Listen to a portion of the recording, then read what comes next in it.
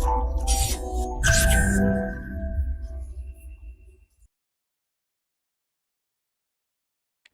very good evening to all of you. Today we would be discussing the All India Open Test 1, and this discussion would be happening in two slots, right? So let us first discuss the first 50 questions. Before again discussing the questions, let us discuss how we approach the question. Because this discussion is not just about the content regarding questions of different subjects.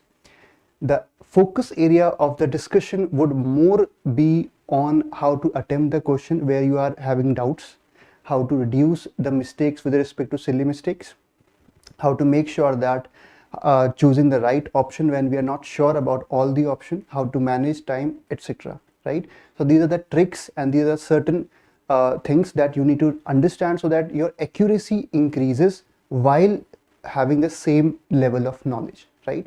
So let us discuss this while discussing the questions. So let us start with the question.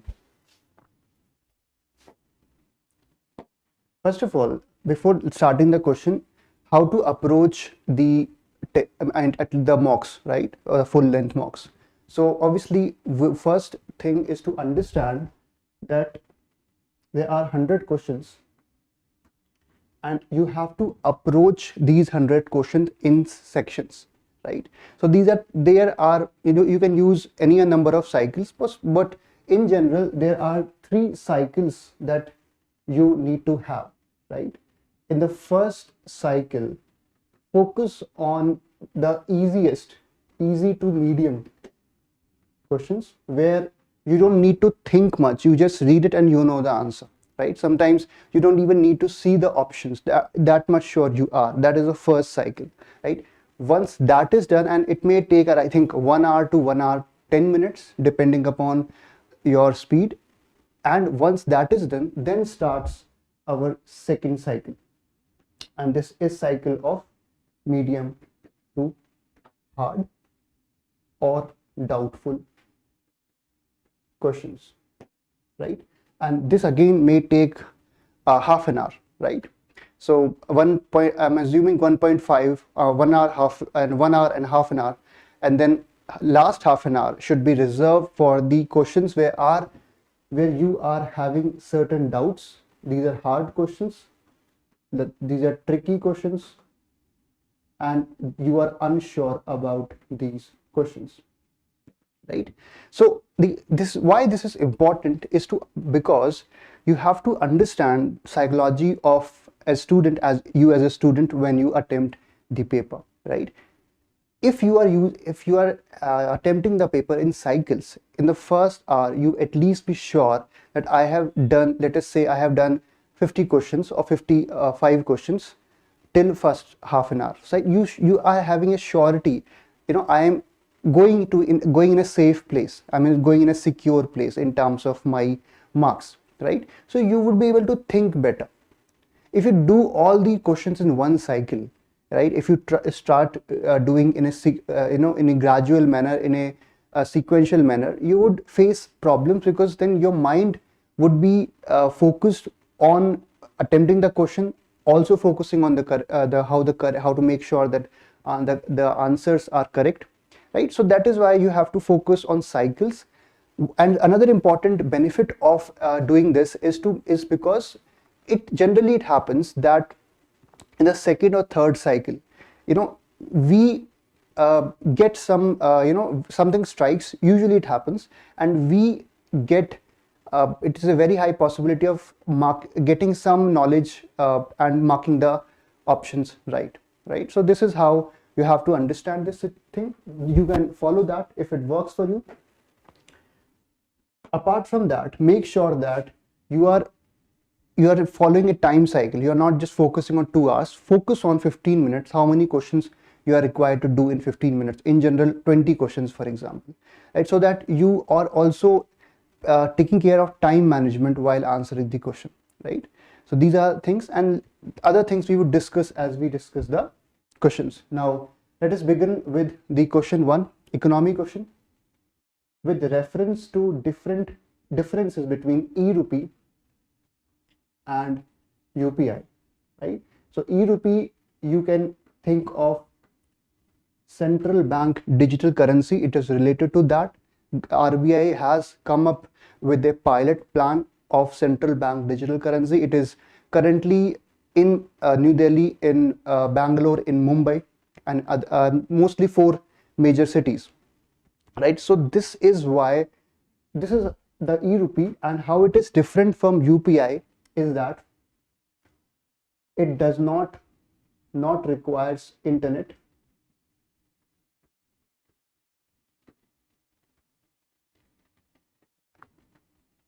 right?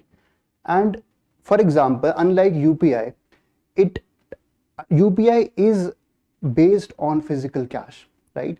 The amount of money that is in your account, on the basis it is linked to that, right? But e-rupee is a kind of digital wallet where it is not linked to your physical cash in your bank account. It is independent in its own, right? The idea is very simple to make sure that the idea is similar to cryptocurrency idea. That is how you have, it's a not a physical cash related currency, but it is a digital version of currency, right? So that is not linked to physical cash. And another important thing is, when you talk about physical cash does not means physical currency in your hand, right? Also in your bank account, how much money you are having, that is also a kind of cash, right? So bank as an intermediary is very, very important while we do our transaction. No matter what kind of UPI application we are using, we certainly need to have connectivity with a bank, right? So that our linked account is linked with that. Unlike that, in this e-rupee system, which is this central bank digital currency system, what happens is you're not required to have a bank account. It is a person to person, direct person to person transfer. There is no need of bank as an intermediary. So that is another important feature of that.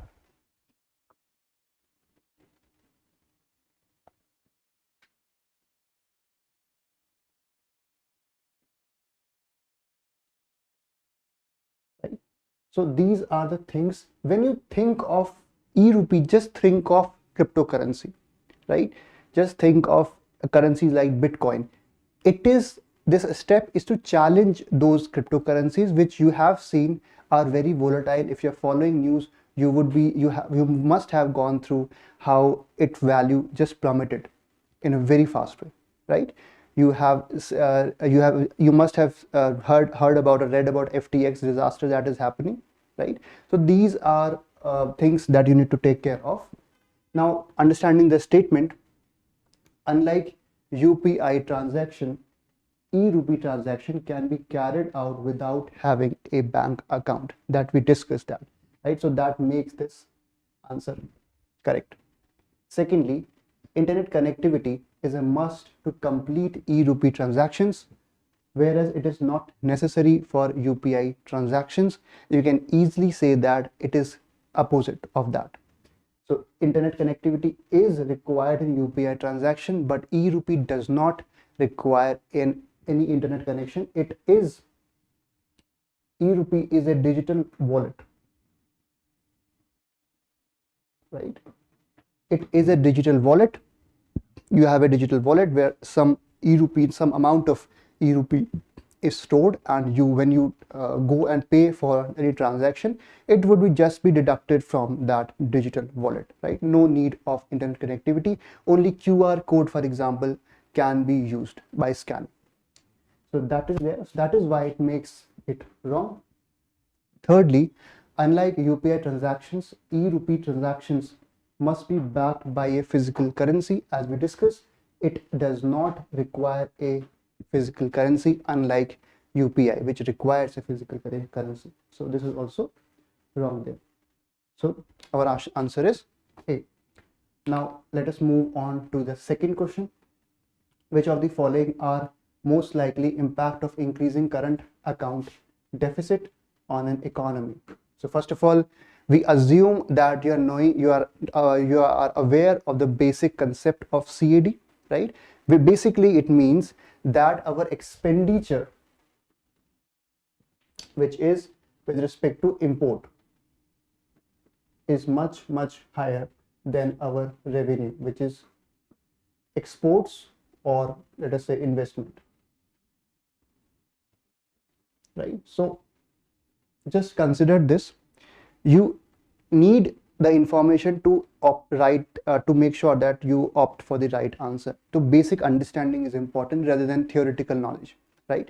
So if the expenditure is high, and this is with respect to inter-country trade, right, international trade, if the expenditure is high and revenue is less than expenditure, obviously it means that more dollar is going out of the economy, right? Because expenditure is used to import, we are importing more than we are exporting, so more amount of dollar is going out of the country than the amount of dollar that is coming into the country, right? So what is happening? More dollar is going out to the west, for example, and less dollar is coming to India as a country, as an economy, right? So what is happening? This is happening that dollar, there is a lack of dollar, there is there is a the availability of dollar is less in India, right? So let us understand the situation and then see the statement. Appreciation of domestic currency. Now let us again go in a very basic way how to just understand this in a proper way rather than going towards a very mechanical or theoretical way of understanding. Appreciation and depreciation, you must have read about it. Now very simply it means that if the supply increases, relative supply, then obviously it leads to depreciation. Anything which is in surplus, right? It can be money, it can be anything in your life, anything which is in surplus, that it would certainly lose its value, right? So just like economy in a demand supply situation, if the supply is higher, then obviously it leads to decrease in value of the currency and it leads to depreciation, right? I'm talking about net supply. And if the supply is reduced, right, it leads to appreciation. Now let us understand this statement. First of all, domestic currency is asked, appreciation of domestic currency is asked, so it is talking about rupee. Okay, that is the situation. Now imagine a situation where current account deficit is there. That means, for example, we have this much of dollar and we had this much of rupee, right? That is the situation. Now imagine a situation where because of current account deficit, dollar, we need to pay for our import through dollar, so dollar has gone out of the economy, right? What has happened? Then what happens? We have less of dollar available than the rupee, so dollar is just this much, right? So we have so what is happening? The relative availability of rupee is more, right? Rupee is in surplus than dollar because dollar has gone out of the country because we have to pay for our imports. Okay, so the result is the rupee is in surplus, and what is in surplus depreciates, right? So currents, that is what would happen. It would lead to depreciation of domestic currency, not appreciation. Appreciation would happen of dollar, not domestic currency, right? So this makes this automatically wrong. Steep rise in foreign investment. Again, see the statement.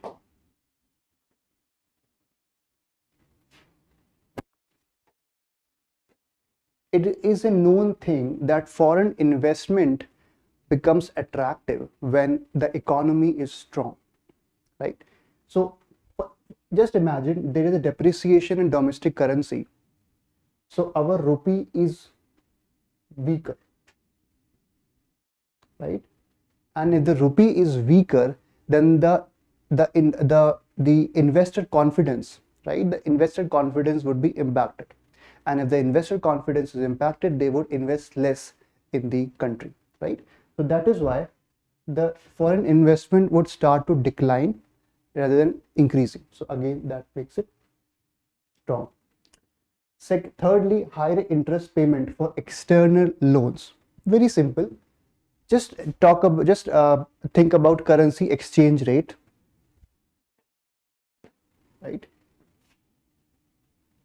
In currency exchange rate, what happens is everything is linked together. The domestic currency has depreciated. It means it has lost its value relatively to the dollar. For example, earlier, let us, for example, understand that $1 equal to, let us say, 50 rupees, right? But the value of rupee has plummeted. So now let us understand $1 is equal to, let's say, 80 rupees, right? Very simple. Now understand that when you have to pay whatever loan you have taken, when you have to pay in future and the currency has depreciated, right, what would happen? For every dollar of loan that you have taken at this rate, at 50 rupee 50 per dollar, you have to pay at this rate, right, rupee 80 per dollar, right? So you have to pay 30 rupee more per dollar when you're paying your loan.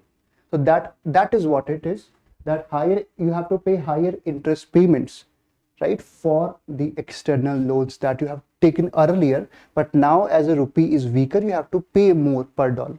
Okay, so that is right. Now, increase in price of imported goods. Obviously the same concept. Earlier you were paying, for example, if the price of some imported good was $1, so you were paying rupee 50, right? But now its price is similar to same $1, but the currency exchange rate has led to rupee becoming rupee 80 per dollar, right? So obviously you have to pay more rupee. So that is the same argument. So 3 and 4 are correct here. Okay. Now third question, with reference to international financial system, both World Bank, how does a World Bank differs from International Monetary Fund? So we all know that these are Bretton Woods institutions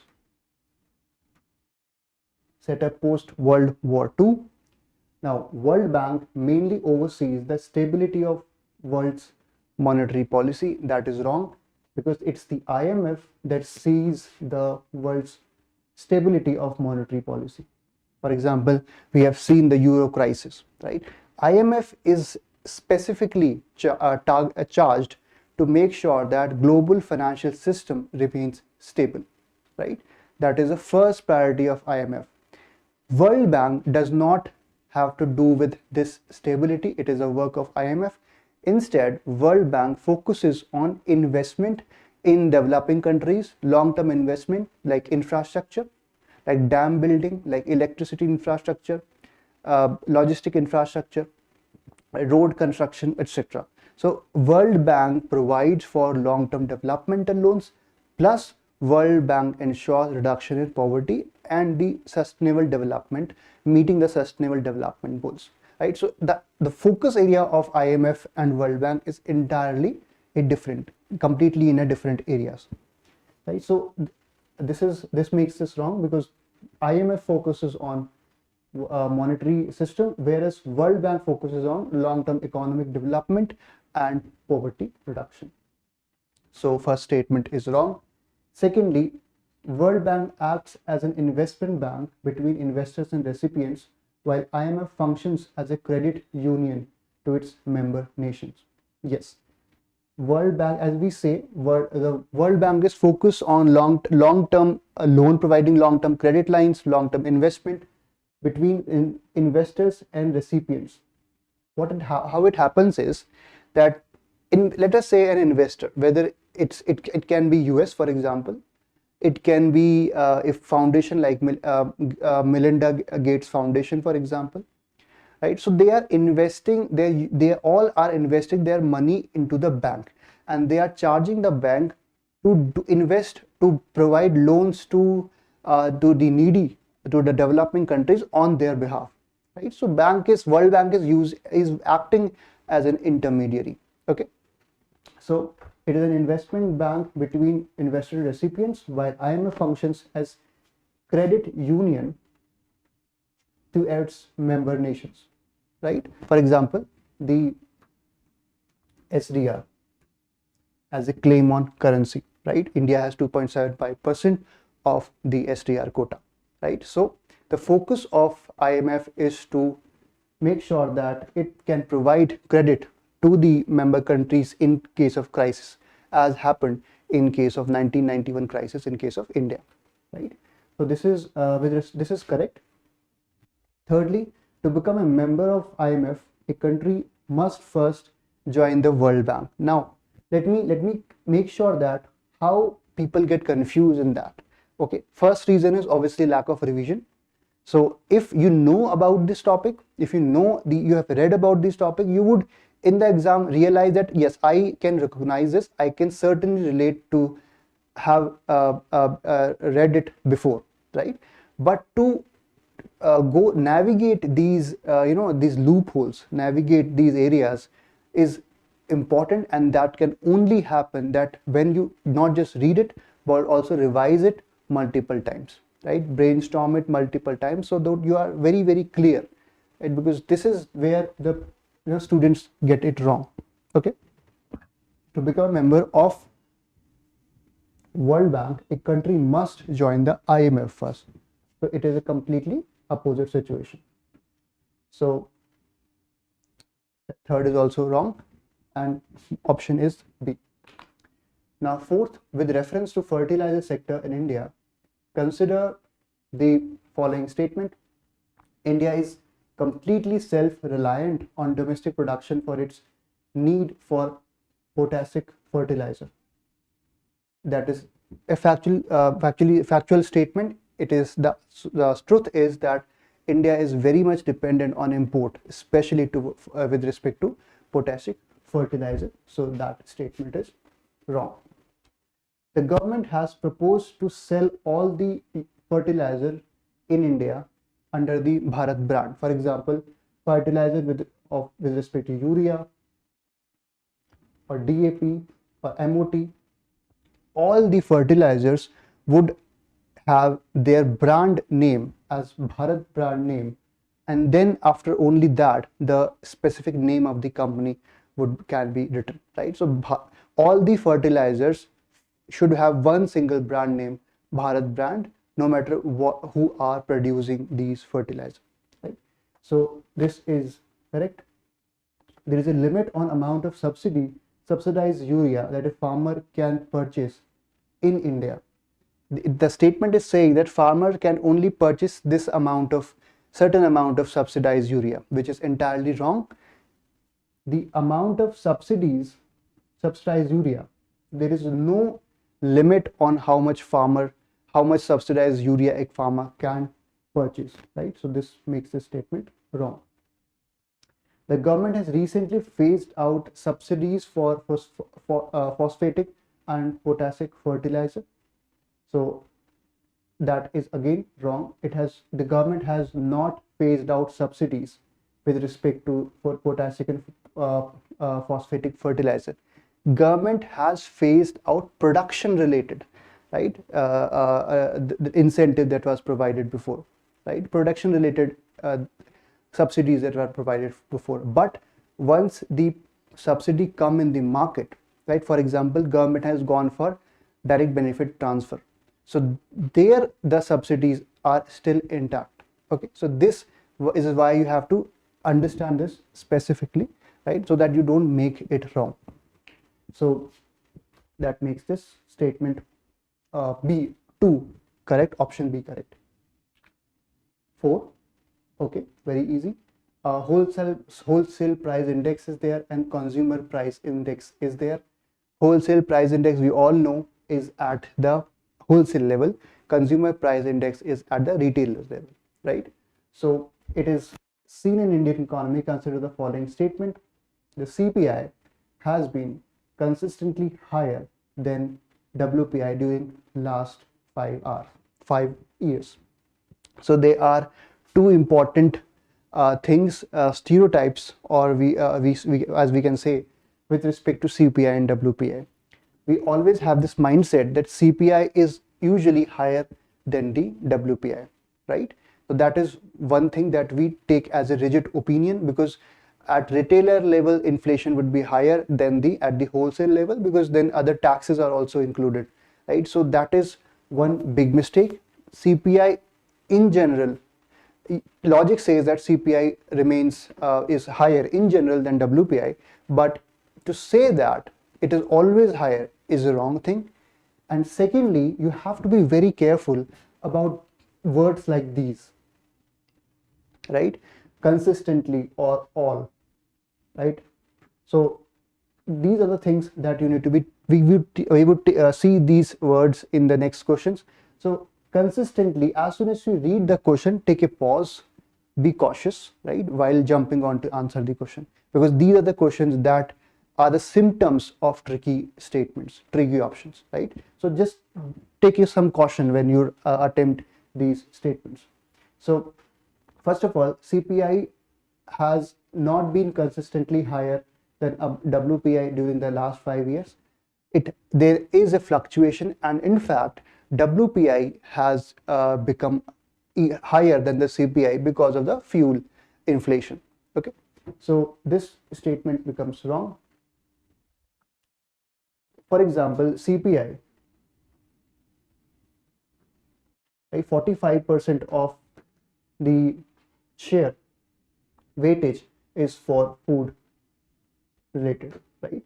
And in WPI, this is with respect, this food related share weightage is, I think, only 15%, right, with respect to food.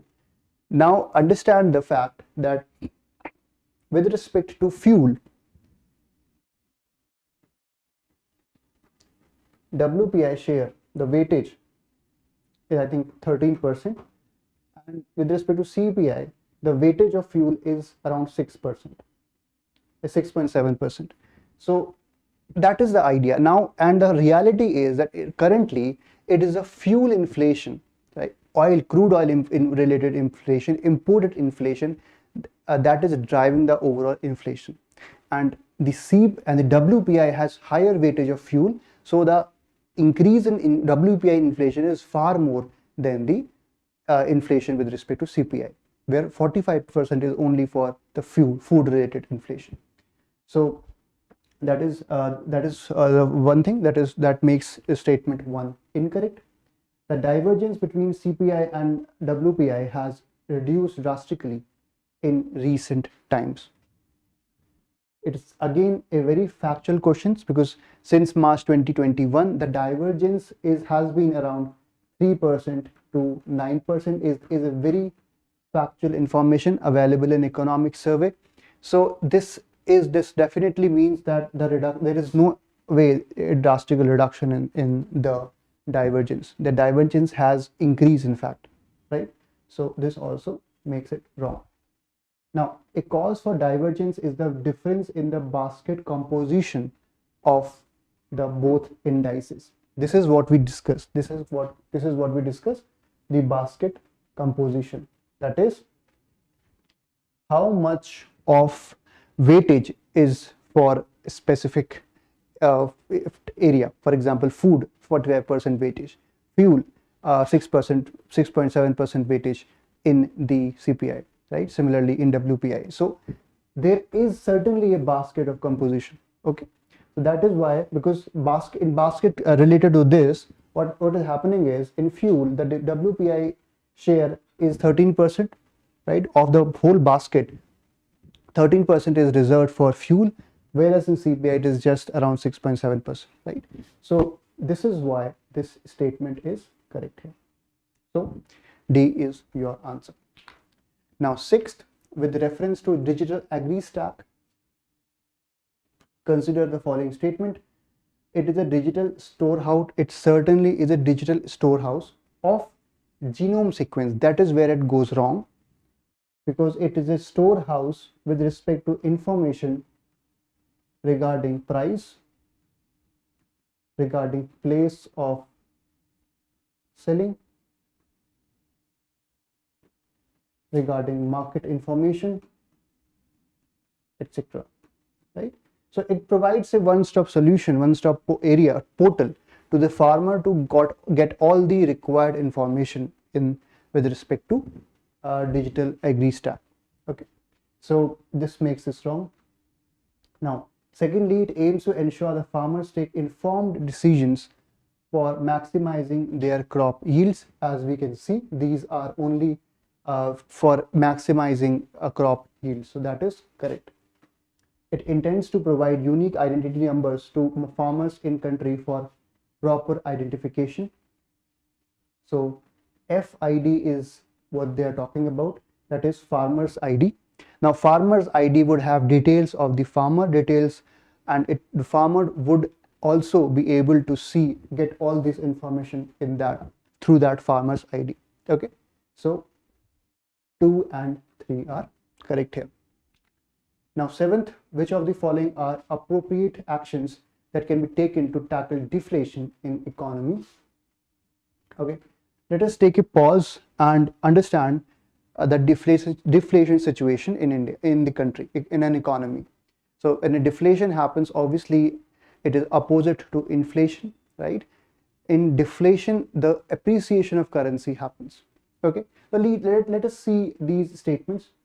So if there is a deflation and central bank buying government securities from the market by printing new money. Okay, this is the first statement, this is the second, and this is the third, and this is the fourth statement. Okay, so it is being asked how to tackle the deflation situation in the country. Very simply, just remember the demand and supply rule. Right? If there is deflation, obviously the supply is more, right? And in case of unlike the inflation, where the rupee or the currency becomes weakened, right? The deflation, the prices are low, right? Unlike inflation. So what happens is, how to tackle that, how to increase the price of the products. That is the general purpose of tackling deflation, how to increase the price, how to increase the inflation. Now, what to do for that? First statement talks about central bank buying government securities from market by printing new money. So we have heard about the term monetized deficit. It also has the same thing. So one thing is very simple. If there is supply of anything, right, so the value of it decreases, right? So inflation increases. Okay, so the central bank buying government securities, central bank buys government securities, and in order to buy it, supply the market with the money. Okay, now when the supply is high in the market, obviously the value decreases and it increases the inflation. So that is a right option to take, right? Increasing the supply of the money in the market. If the money increases in the hands of people have more purchasing power. Understand through this simple example. If the supply is higher in the market, and assume that in the market people would then get a high amount of money in their hand as cash. Just imagine the situation. So more purchasing power, people would be able to pay more, so overall demand would increase and thus inflation would increase, right? So this is also a way to understand this. So statement 1 is correct. Now, government decreasing its overall expenditure and transfer payment. So what this statement is asking, the statement is asking the government to reduce expenditure, to reduce supply of money in the market, to reduce placing money in the hands of people, right? So in that case, what would happen? That the deflation situation would further accentuated, right? So what we need here is expansionary policy. And this statement is certainly going against expansionary policy. Okay, so in this statement, if we do this, the deflation situation will further worsen rather than rather than improving. Okay, so this statement is also wrong. Devaluation of domestic currency by increasing its supply in the market. Same thing. If we increase the supply in the market, obviously the value of the currency would reduce, it would devalue, and then obviously if it devalues, the inflation would increase. So this is again right. Central bank increasing the interest rate on short-term and long-term funds. Right? In case of deflation, if the central bank is increasing the interest rate on short-term and long-term funds, it would further increase the deflation situation. So this is what happens when the inflation situation is problematic in an economy. If inflation is high, central bank tries to increase the interest rate to tackle the inflation, right, to reduce the supply of money in the market. But in case of deflation, the interest rate decreases, right? So the RBI decreases the interest rate rather than increasing it. So that is also wrong here. So ultimately we have 1 and 3 as the right option. 8th, with reference to non-resident Indian deposits, which of the following statement is correct? With respect to NRI deposit, we have FCNR, foreign currency non-resident deposit. We have non-resident external deposit, which is a rupee deposit. The first one is a foreign currency deposit, dollar for example. And then we have non-resident ordinary, which can be dollar, foreign currency, or rupee, right? So this is the statement. Now all the non-resident Indians, all the NRIs are required to take prior approval from Reserve Bank of India for opening a bank account in India. Again, same word. Always be cautious when you read such statements, right? Because not all the NRIs, but NRIs who belong to Pakistan and Bangladesh are required to get approval. So wrong. Non-resident Indians can only make deposits in domestic currency in Indian banks. As we can see, they can make deposits both in domestic currency and foreign currency. So wrong. The deposits made by non-resident Indians are excluded from the balance of payment record in India. As we have seen, we know about current account and capital account. In the capital account, there is capital revenue and capital expenditure. In the capital revenue, we have various aspects like disinvestment is there, right? Recovery of loan is there, borrowing is there. This is how we get revenue money. And then finally we have NRI deposits. So this is something that is part of capital accounts revenue part, right? So this is not excluded but included. The interest earned on certain types of NRI deposits is exempted from income tax in India. That is correct. FCNR and NRI, the income tax is they are exempted from income tax, but in case of NRO account, the income tax of 30% is charged.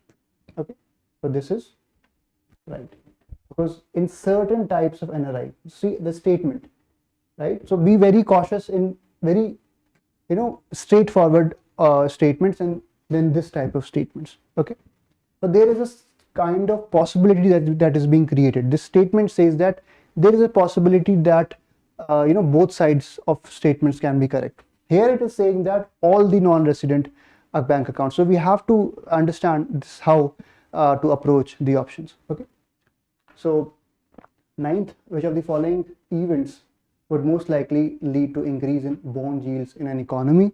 So this issue of bond yield, people don't understand, students don't understand.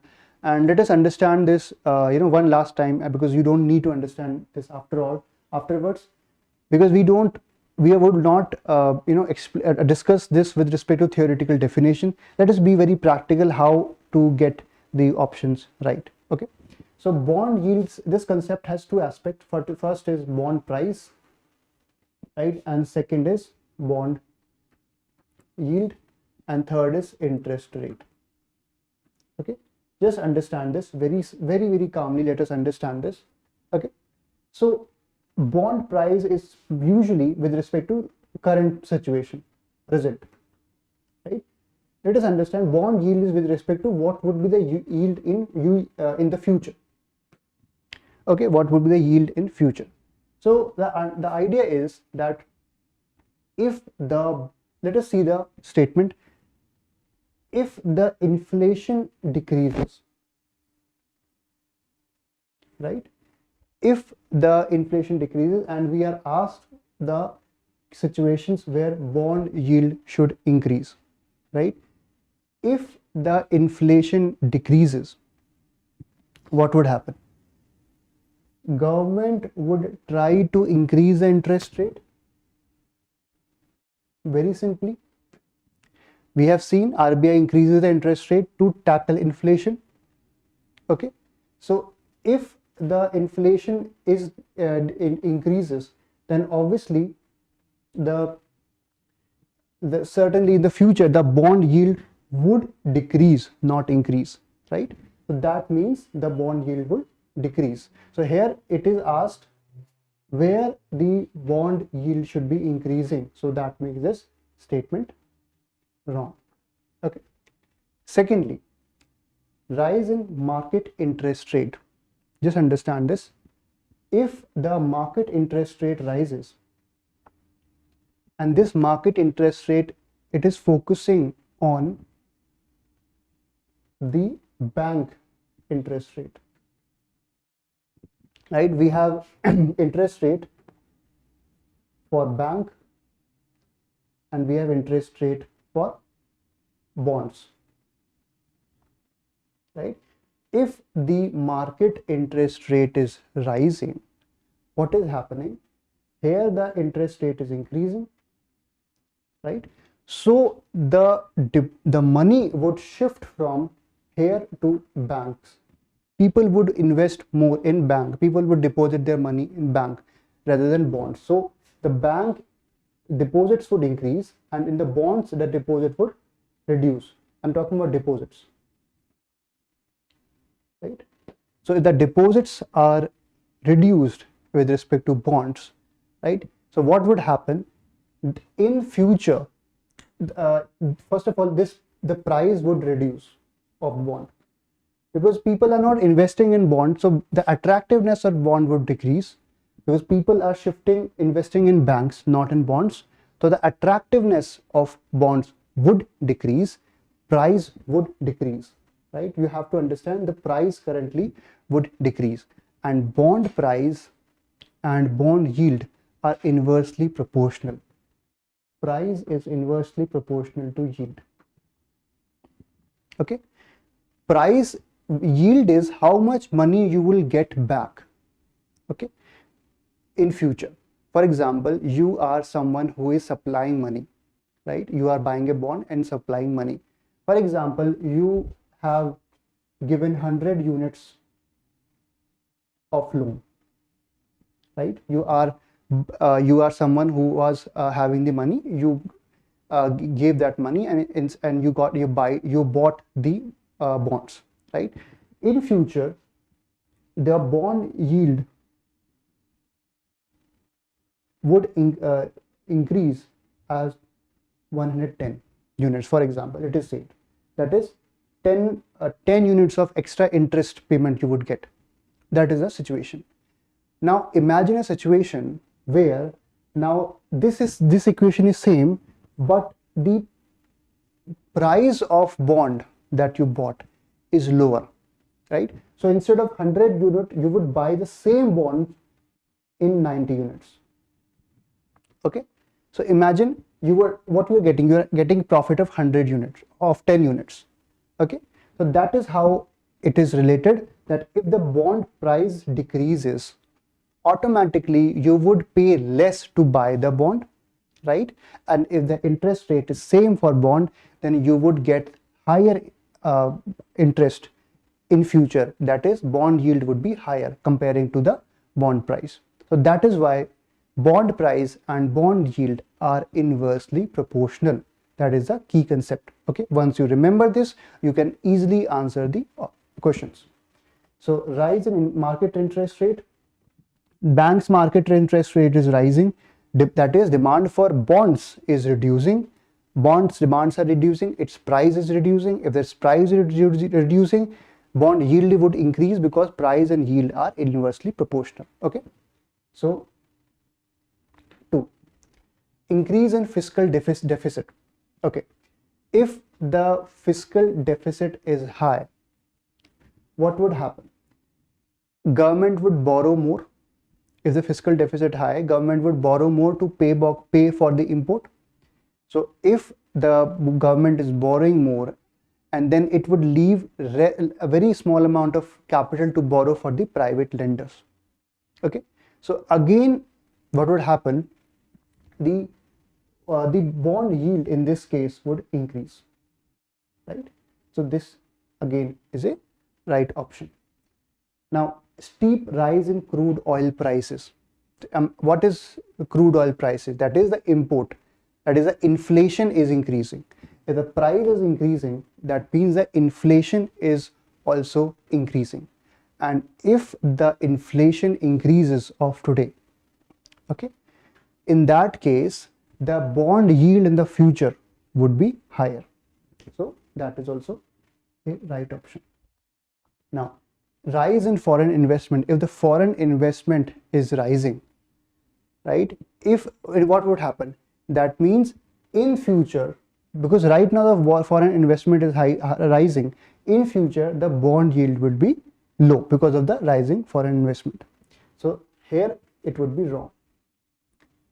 So 2, 3 and 4 are correct. Please understand that bond yield and bond price are very much related.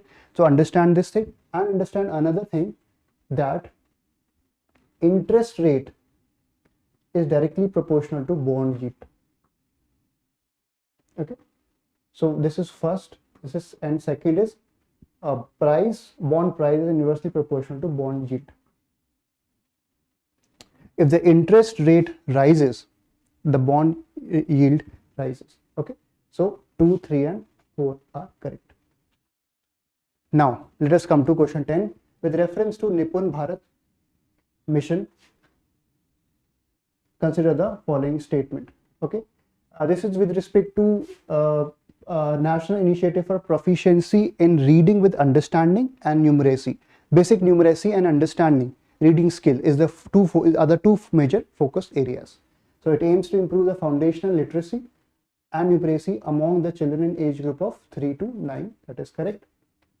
The funding of the mission will be provided by the Government of India and World Bank through. There is no such thing. There would be no extra funding for that. We already have Samagra Shiksha Abhiyan, Samagra Shiksha Mission, right? Under this, Sarva Shiksha Abhiyan,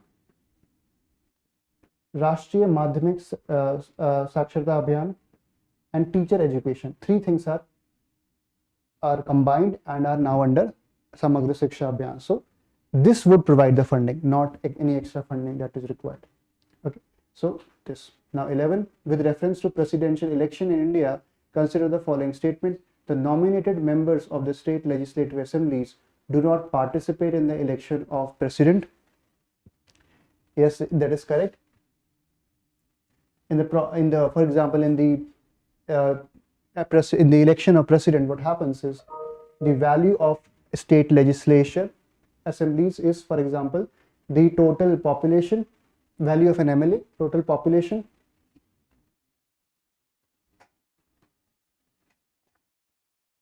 of state divided by total MLAs into 1000, total elected MLAs, right? Elected MLAs. This is the value of one MLA, and then value of MP is with respect to total the value of MLA by the MPs that are there, right? So then finally the value with respect to MP by 1 plus 1 plus 1. This is the formula to get with respect to the final vote. Now, nowhere nominated members are included. Only elected members of the parliament are included. Elected members of the legislative assemblies and elected members of the legislative assemblies of union territories. Right. So this is correct. So they do not participate. Secondly, no president in independent India has ever been elected unopposed. So that is wrong, because Neelam Sanjiva Reddy,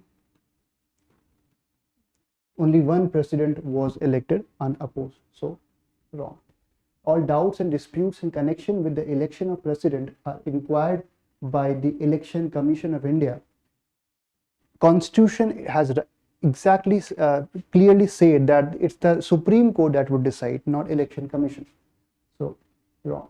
In presidential election, a voter can indicate his preference for more than one candidate. We have seen. So proportional representation is there, secret ballot is there, and more than one preference can be shown there. Okay, so 1 and 4 are correct. 12. With reference to delimitation commission, consider the following statement. Obviously, delimitation commission is with respect to setting up the boundaries or limits of electoral constituency.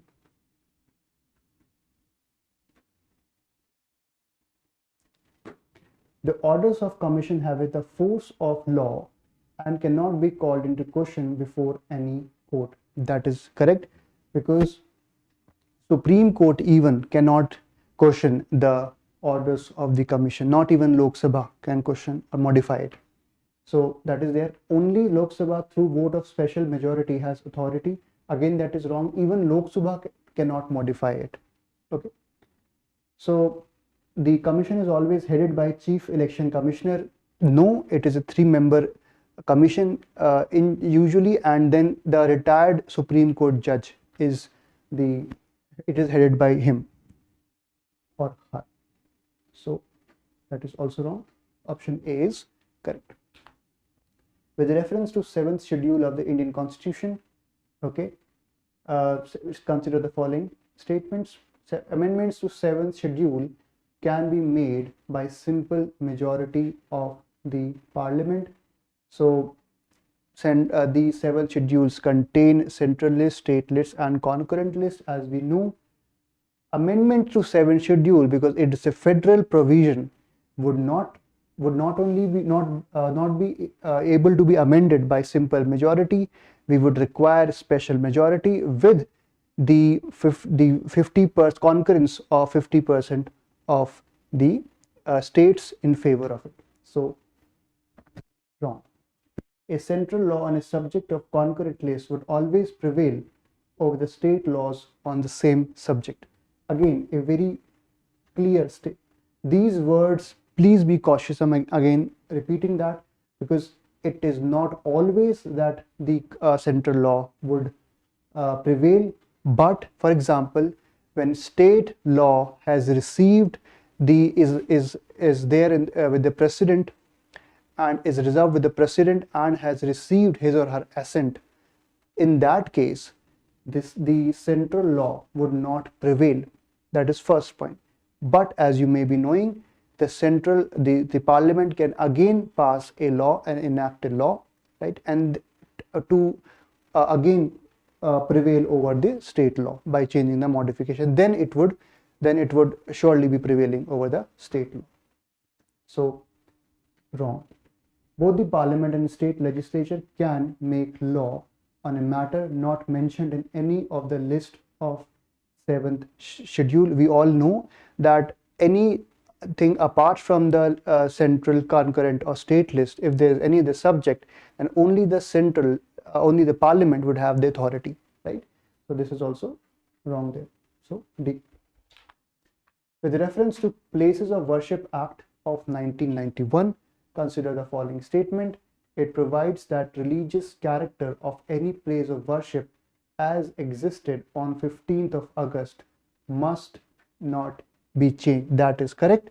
This is the exact way this is the exact provision with respect to place of worship act, but there certainly are exemptions.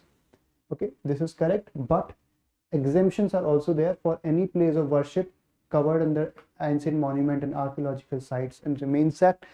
Any of that, the it would not be applied. The place of worship act would not be applied on those areas where this act, archaeological act, applies. That is first thing. Other acts, other areas also are exempted. For example, Ram Janmabhoomi, Babri Masjid dispute is also exempted from this. So both are correct. C is the option. 15th, with reference to sedition laws in India, consider the following statement. In India, only seditious act of written, again the statement. See, you can easily see the pattern, and that would very much help you to decide, the correctness of the statements. Only seditious act of written words and visible representation are punishable with sentence of life imprisonment. Apart from that, written words are there, visible representation is there, plus verbal, plus any sign would also lead to sentence of life imprisonment. So you have to understand that this is a very, very important thing to master. Okay. So wrong. The condition of incitement of violence is an essential act for an act to be called as seditious. This is correct. As per the Constitution, right to freedom of speech and expression can be restricted based on grounds of sedition. We all know that right to freedom of speech and expression, there are certain restrictions with respect to security of the country, sovereignty of the country, friendly relation with other countries, right? Internal with law and order situation. This can be the reason, but sedition is not one of those reasons. Public morality can be reason, but sedition is not that reason. So this is not included in the Constitution. So this is wrong. 16, interstate council is there, right? We all know interstate council was recommended by Sarkaria Commission, so it was established. So that makes the statement wrong. One incorrect, because Vora Commission was with respect to criminalization of politics. You can write that as value addition for your mains also. So first is wrong. It can inquire into and advise upon disputes which may arise between states. So both these courts, Supreme Court and the Interstate Council, have this responsibility side by side together to inquire into and advise upon disputes. So correct. Interstate Council Secretariat is headed by Cabinet Secretary. So not by Cabinet Secretary, but by any secretary to the government, right? So this is also wrong. So 2 is correct. 17, which of the following statement is correct with the reference to concept of equal protection of law as per Indian Constitution? So we all know that equal protection of law is taken by the American Constitution, right? Equality before law is taken from the British Constitution. It refers to the similar application of same laws to all persons who are similarly situated. This is important because it applies only when people are similarly situated, and that means that for people who are not similarly situated, for example, people from vulnerable sections, there the same laws may not apply. For the affirmative action is guided by this philosophy. Okay, so in equal protection of law, similar laws for people situated in similar positions. So correct. It refers to equal subjugation of all person to ordinary law of land, that is equality before law. Okay. It says no person is above the law, that is rule of law. And it refers to absence of a special privilege in favor of any person. Again it is equality before law. So all these three statements wrong, only one correct. 18, with reference to provisions related to preventive detention in India, consider the following statements. The arrest under preventive detention, I think Article 22, yes, talks about this. Arrest under preventive detention can be made in order to counter ordinary laws and law and order situation. There the statement is clearly written. That makes this wrong, because it is an exceptional power to go for preventive detention of a person, and ordinary law and order situation should not lead to preventive detention. So that is wrong. For example, cases where, like terrorism, cases like threat against security of the country, that may lead to preventive detention. It was very much unfortunately used in emergency era. Okay, so question second, statement second, protection against preventive detention provided under part 3 of Constitution is not available to non-citizens. Again, it is wrong, because it is available both to citizens and non-citizens. Third, the accused may be detained without being produced before magistrate for a maximum of 3 months. That is correct. That is why it is draconian, because unlike the normal situation, in normal situation the accused must be presented in 24 hours, must be produced before magistrate in 24 hours, but in case of preventive detention that can go up till 3 months. That is why it's a very exceptional power. Okay. So see, 19, Prime Minister Development Initiative for Northeast. It aims to redevelop the iconic and important pilgrimage site in India. So that is wrong. So it will focus on infrastructure development in Northeast region. That is correct. It focuses on infrastructure development under PM Gati Shakti. It focuses on social indicators. It's focused on livelihood. Right, so these are the focus areas. Union Ministry of Culture is nodal ministry for implementation of this scheme. The ministry with respect to Northeast is the nodal ministry. So only 2 is correct. And consider the following statement with reference to PIL in India. Unlike judicial activism, PIL litigation is mentioned in the Constitution of India. Neither judicial activism nor PIL is mentioned in the Constitution of India. PIL was, it initially started in US. This concept started in US in 1960s. By 1980s, PIL came to India, and Supreme Court also started using this. So this is wrong. A PIL can be filed in both Supreme Court as well as High Court. That is correct. A court cannot suo motu register PIL. That is wrong. For example, Justice Bobde, during the time of COVID cases, while COVID cases were surging, so he invoked the suo motu PIL. The court in special situation may appoint a commission to investigate the matters related to PIL. That is so 2 and 4.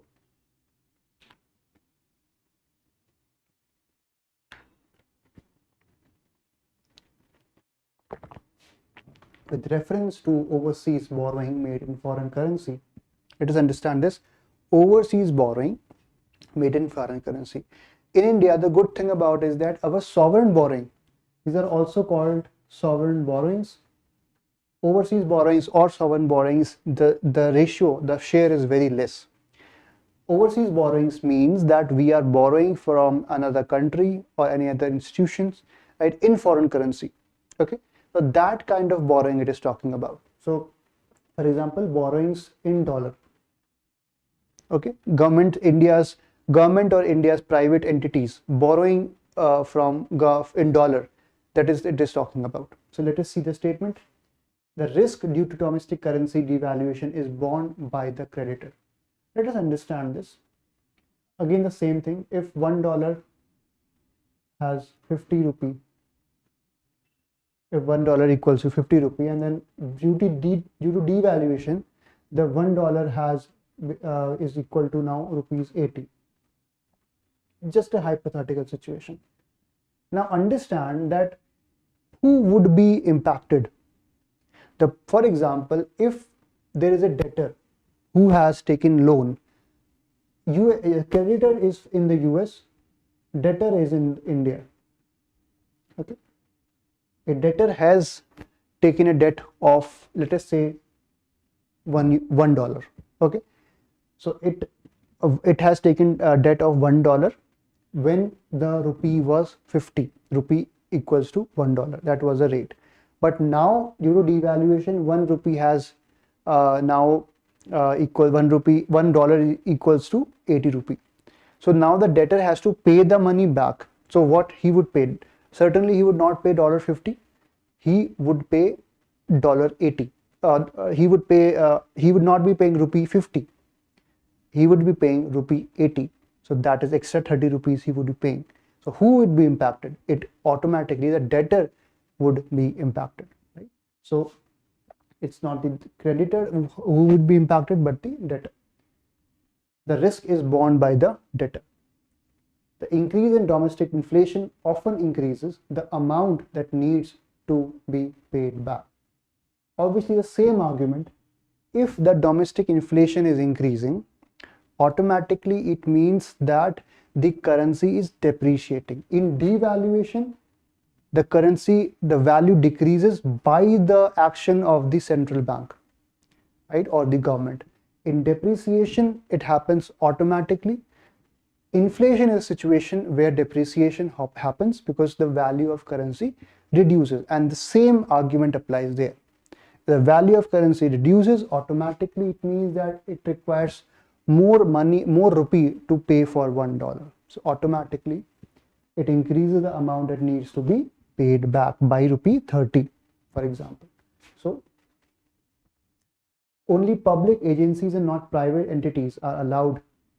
We all know about external commercial borrowings, ECBs, and thereby private entities, corporates. So obviously wrong. So that is there. Now 50, with reference to modern history in India, what is Carlisle Circular? It was issued during the partition of Bengal for preventing the political participation of students around 1905. It was issued, and it said that any institution which is being funded by the government, if that institution, any student quits the institution, or that institution allegedly is having an influence in the protest, political participation of student, then that student would not get the funding. That was the circular all about. Okay, so this is correct. This second is talking about public safety bill. Third is talking about Rowlatt Act. Okay, and fourth is option D is talking about Kurnool Circular. So public safety bill, and this is C is talking about Rowlatt Act, and D about the Kurnool Circular. So A is correct. 51. Many foreign travelers visited India during medieval times. Arrange the following foreign travelers. Quite an easy question, but the problem is with respect to chronology, understanding, remembering it. Now, one way is to remember the years, and years are very much prone to be forgotten, right? We may confuse the years. So another way is to write down the chronology in terms of the rule, who ruled first and who later ruled second, third, in that order, right? Then you would be able to remember properly. You don't need the years, you would know the chronology, and related to every ruler, write down the names of every traveler, every book, every important thing that you can think of. So that would help you to write the chronology, because answers are not asked with respect to tell us the exact year. That would not be asked. Only chronology would be asked. Okay, so that is how you have to approach it. Okay, so Baruni was the first, right? 1017 with respect to Khilji. He wrote a book with respect to India, society, cultural, trade, etc. So this is fourth. Al-Biruni came first, and then came the Ibn Battuta. I think around 1333 he came, and he came under Tughlaq, Muhammad Tughlaq, and he wrote, for example, Rihla account. His account is known as Rihla, about, again, with respect to Delhi, with respect to the how Indian society works. So then after that, Niccolo Conti came in, I think, in 1420. Niccolo Conti came in 1420. He came to Vijayanagar Empire when it was ruled by Devaraya I. So Niccolo Conti, and then finally Domenico Pace. He came around 1520. Again Vijayanagar Empire when it was ruled by Krishnadev Raya. Okay, Krishnadev Raya. So 4, 2, 1, and 3. 52nd. Which of the following statement is incorrect with reference to revolutionary activities during the Indian freedom struggle? Incorrect with respect to revolutionary activities. Okay, let us see the statement. The aim of Hindustan Republic Association, HRA, was to establish Federal Republic of the United States of India. We all know that it included United Provinces, UP, it included Bihar, it included Punjab. Okay, so for example, Ram Prasad Bismil is one important figure. Sachin Sanyal is another important figure. So this is correct statement, but we are asked incorrect. So that is not the right option. Anjuman-e-Mohisban-e-Watan was extremist group. We all know that it is by the uncle of Bhagat Singh, Ajit Singh, and it was established in Lahore. Right, so this one is a wrong. Okay. So Ramosi peasant wars were by Balwant Fadwe. So it won in Maharashtra. Anushilat Samiti was a secret revolutionary. Yes, this is also correct. So these are correct. Statements are correct, but options is incorrect is asked. So B. 53. Consider the following statement with reference to ideological differences, similarities between Mahatma Gandhi and Subhash Chandra Bose. Okay, we all know basically Mahatma Gandhi and Subhash, what were the major areas of dispute. Mahatma Gandhi was more of decentralization, more of local economy, more of freedom at the local level. Subhash Chandra Bose was more of a centralized figure, right? He wants more of a centralization, authoritarian governance. So Gandhi supported the Varna system, while Bose completely rejected the Varna system. So please don't confuse Varna with the caste system. Gandhiji says that because in Rig Veda Varna system was there, so Gandhiji supported the Varna system, 4 Varnas, right? Not on the basis of birth, right? So caste system he completely protested against, but Varna system he supported.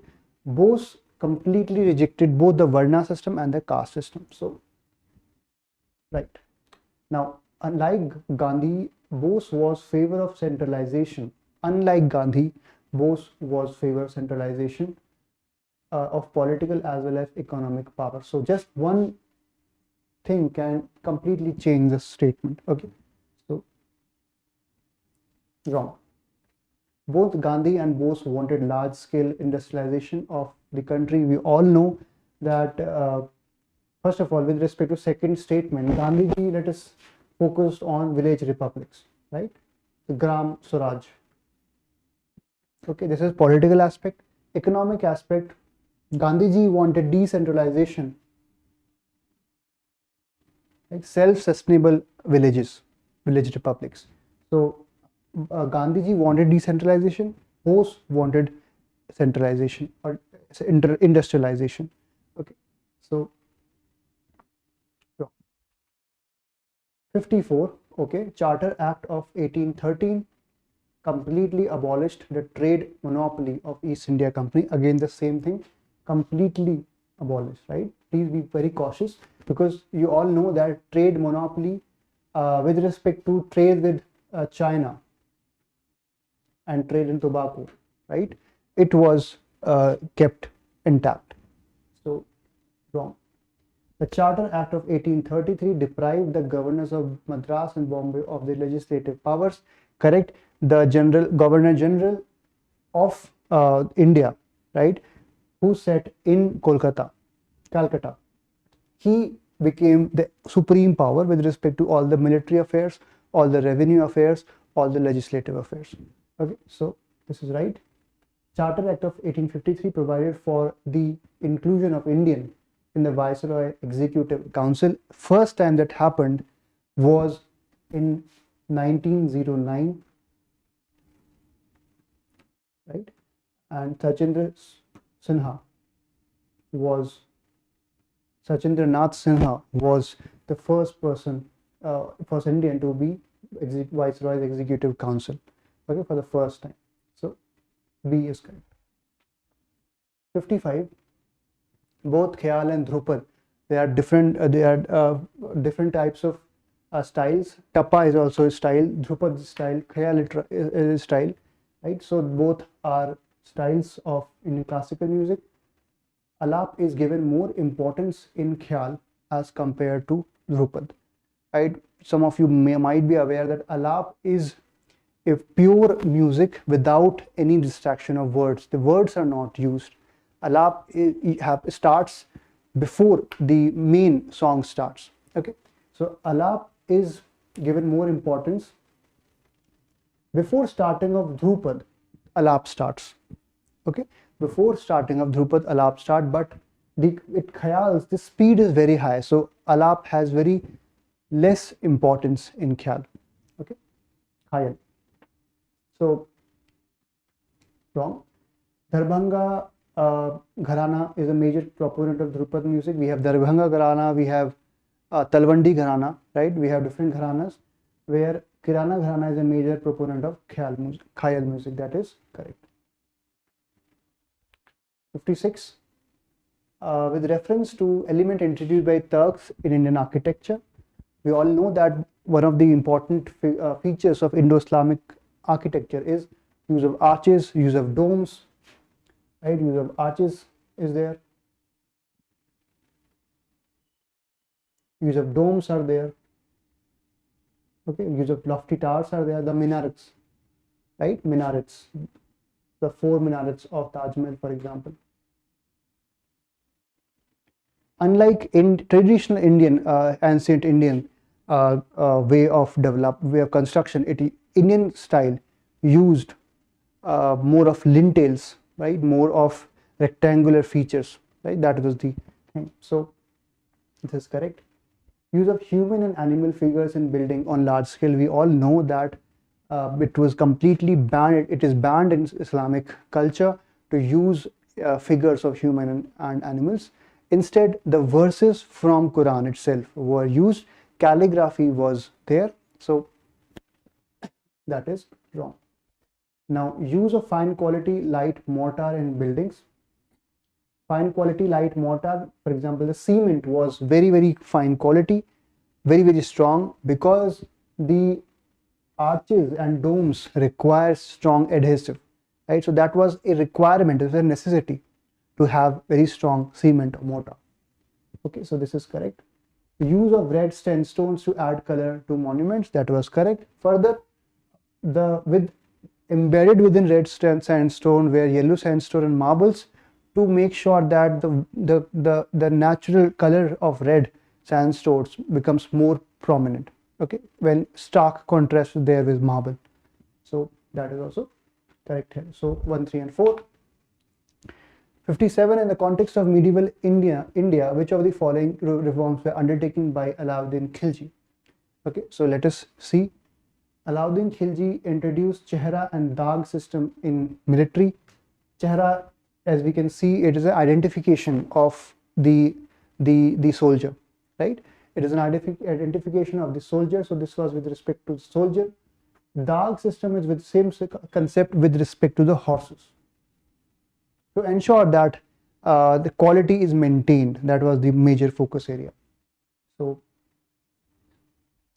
price regulation of the commodities, also this was one of the step taken. Price regulation was there. For example, there were many mandis, the mandis for food, mandis for clothes, right, for slaves,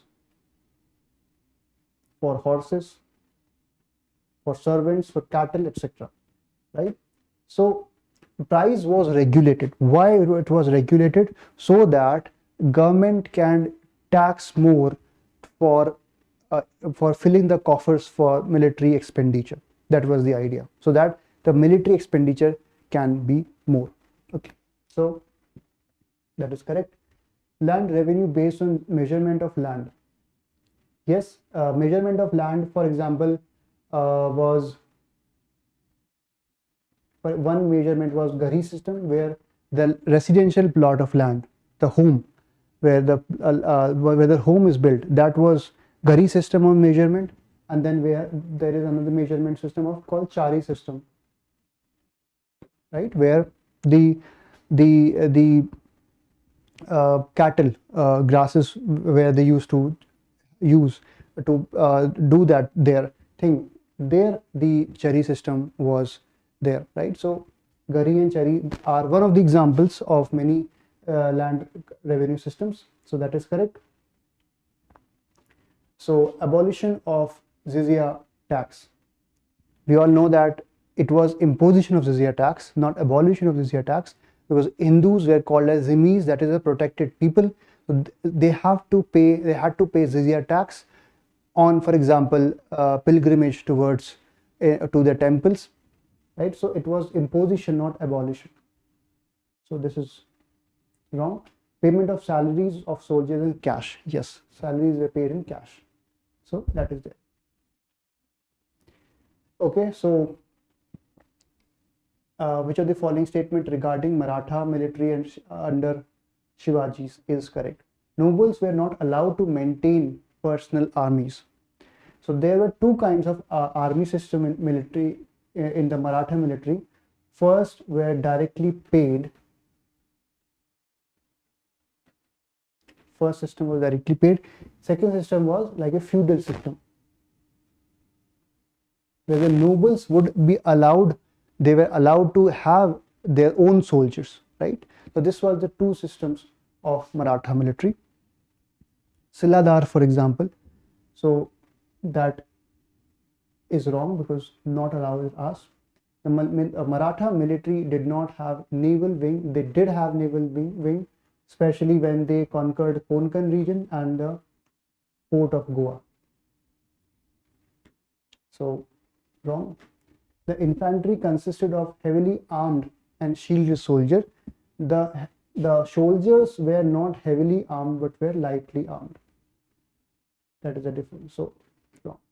Many soldiers were part-time timers who were peasants for most months of year. Yes, there were two kinds of soldiers: full-time, completely paid, and then sorry, the peasants, the ones who were peasants for most of the year.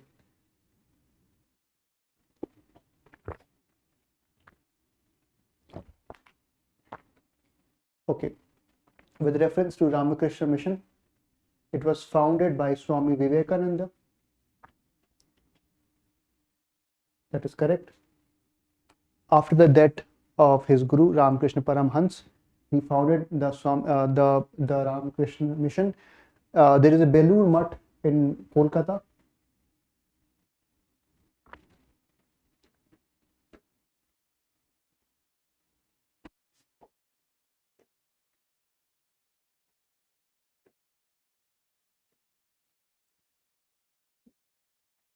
Near the banks of Hooghly River. So that is correct. It aimed to improve society by preaching spiritualism and service to humanity. That is correct. It recognized the fundamental oneness of religion. That is all our things are correct here. So D. 60 with reference to social conditions of Rig Veda period and Gupta period. Widow remarriage was practiced in both the periods. Yes, this is correct. Both Rig Veda and Gupta had marriage, but the intensity and the way it was practiced was obviously different. The caste system was prominent form of social stratification during both period. We have to understand that during the Rig Veda period, caste system was not even developed. Rig Veda is the caste system was starting to develop. Segregation was starting to develop. So Rig Veda period had a concept of Varna, not caste system. But as it reaches the Gupta, as the Gupta Empire started, by that time the society became quite more complex, and then Varnas were further divided into the caste. Okay. So wrong. Temple and idol worship were found to be prevalent during both the periods. They were prevalent during the Gupta period, but during Rig Veda, as we know, the focus was more on the Havan that used to happen, right? The holy fire. So, not right. B. Okay, with respect to GST exempted goods. Okay. Electricity GST is exempted.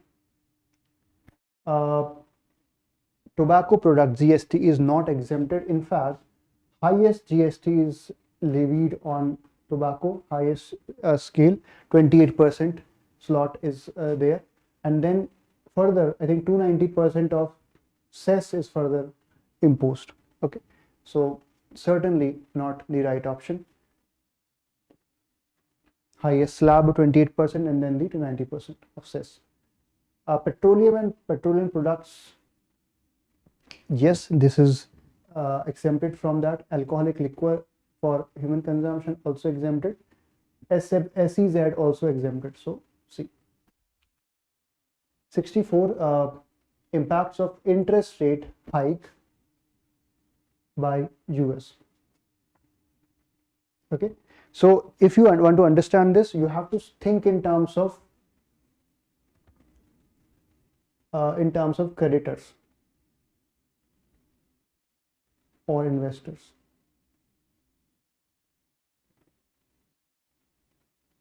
Right? For example, if the US interest rate is the US Fed has increased the interest rate,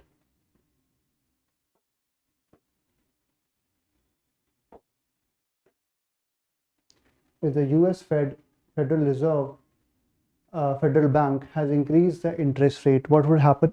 Those who invest in the US market, in the bond, right, they would get more returns because the interest rate are high. They would get more future returns, right? So what would happen?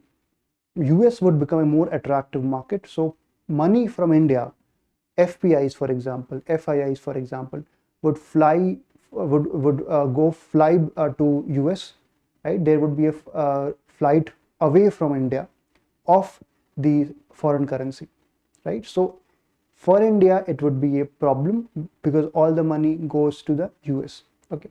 Now let us understand the situation. Huge inflow of foreign investment in India. Absolutely opposite situation. Huge outflow would happen of foreign investment. FPIs, for example. So, wrong. Import on goods and services in India will become costly because understand this thing as we discussed before.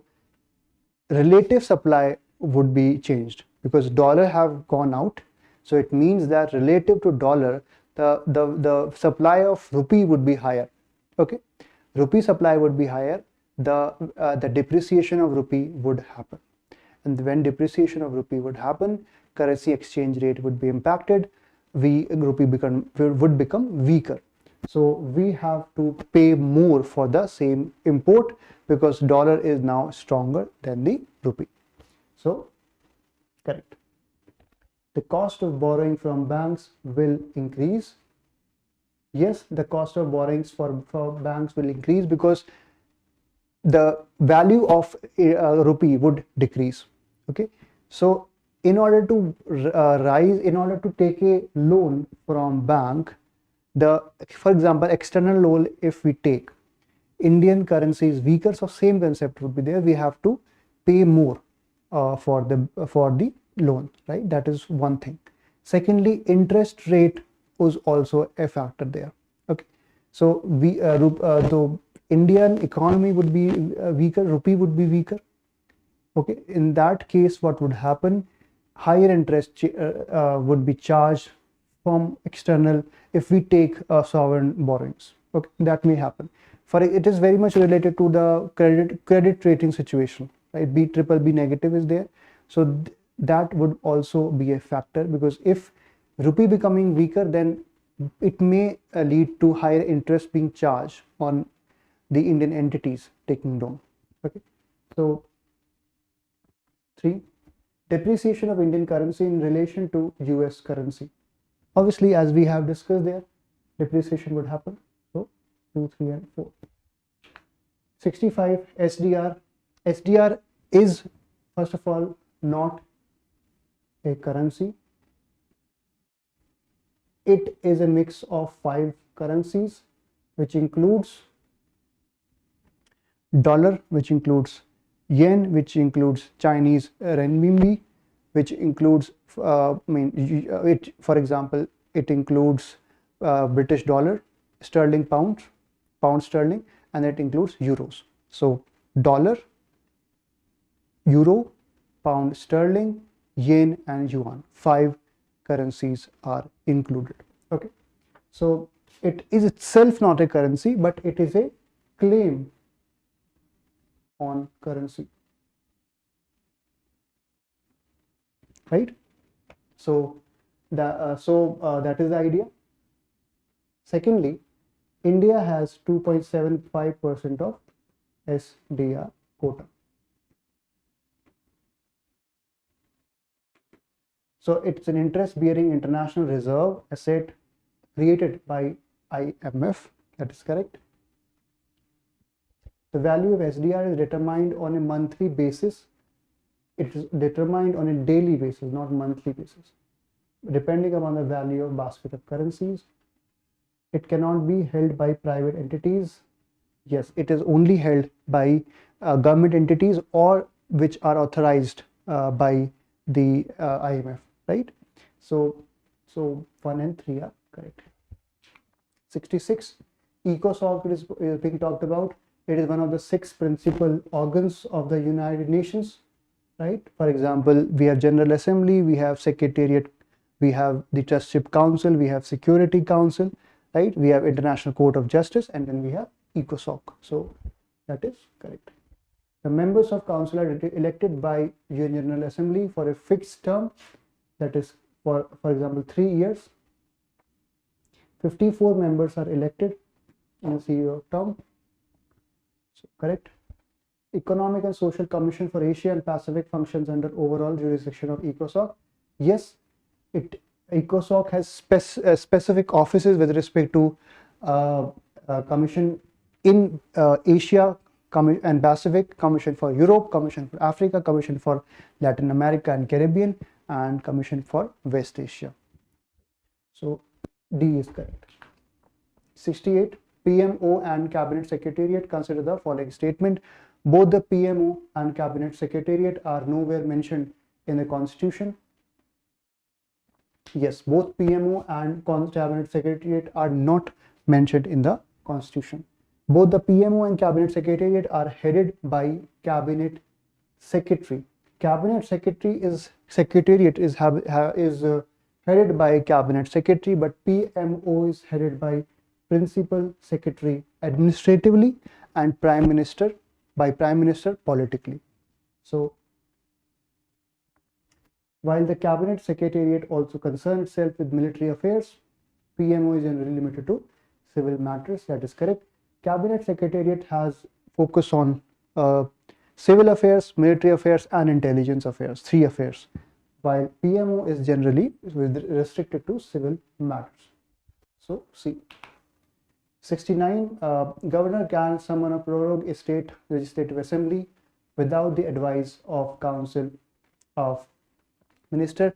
That was earlier the case, the discretion was there, but in the Nabam Rebia case 2016 with respect to Arunachal Pradesh, Supreme Court has stated that, has judged that the advice of council of minister is required. So that is wrong. The governor cannot remove a minister on his own without the advice of chief minister. That is correct. The recommendation of implementing president's rule in state is a constitutional discretion given to governor. Yes. For example, if the governor thinks that the government in the state cannot be continued and as per constitution, then it can advise president for the president's rule. The reservation of a bill for president's consideration by a governor can be done only on aid and advice of state council of minister. No, governor can reserve even without the advice of council of minister. Again, please be very cautious of these things. So B. 72. Writ jurisdiction of High Court is wider than writ jurisdiction of Supreme Court, because in the High Court, fundamental rights plus other rights are also included, right? So that is correct. So writ jurisdiction of High Court is 226 article and Supreme Court is 32, article 32. Unlike Supreme Court, the High Court cannot examine the constitutional validity of central laws. That is wrong. Even High Court can determine the validity of central laws, obviously subject to the later Supreme Court can also have its jurisdiction. Pensions of retired judges of both Supreme Court and High Court are charged upon the consolidated fund. That is correct. So 1 and 3. 73. Okay, doctrine of lashes is there. So first is administrative action should not be more than drastic. So this is with respect to doctrine of proportionality. Doctrine of proportionality. Second is with respect to it is used to determine the infringements of constitutional delimitation of legislative power in federal state. That is doctrine of pith and substance. Third is talking about doctrine of lash, where its state court would not help those who have forgotten to claim their rights, who have forgotten to file their rights at the right time without any acceptable reasons, right? If that happens, then they cannot help. Court would not help them. So that is doctrine of lashes. When a legislature does not have the power to make law on a particular subject directly, it cannot make law on it indirectly. That is doctrine of colorable legislation. So C is the right option. 74. Indo-Pacific Economic Framework of Prosperity. All 4 members of Quad groupings are member of this framework. That is correct. It has recently been there. So this focuses on 4 major pillars, which includes clean energy, which includes with respect to decarbonization, supply chains, etc. Right? So all the members are there. Apart from them, other members, 13 I think members are there. So this is these are the members right now. It is a free trade agreement that aims to eliminate trade barriers between the member state. To say that this is a free trade agreement would be a wrong thing, right? So because it focuses on few pillars and the negotiation would be specific to some subject. It may change subject to subject. It would not be complete comprehensive free trade agreement. So that is wrong. The framework also focuses on the promotion of clean energy and decarbonization and supply chain, right? So this is correct. 75, let us understand this. Welby Commission was with respect to administration of expenditure, that is correct. Military Young Husband Mission was with respect to expedition to Tibet. Scott Moncrief Commission was with respect to irrigation, so this is wrong. Whitley Commission was with respect to labor, yes, with respect to condition of the labor class. So only 3 are correct. Option third, the initiative third is wrong, other are correct. 76, both India and Japan are members of which of the following international organization? Asian Development Bank, yes. Pacific Iron Forum, they are just partners, negotiating partners, not full-fledged members. Pacific Island Forum is a forum for the small islands of Pacific, right? So India and Japan are just the dialogue partners. So that is wrong. African Developmental Bank, yes. So C. 78, with reference to national emergency, if there is a proclamation already in operation, then no new proclamation can be issued. It is specifically mentioned in Lakshmikant that doesn't matter if the proclamation was already there, right?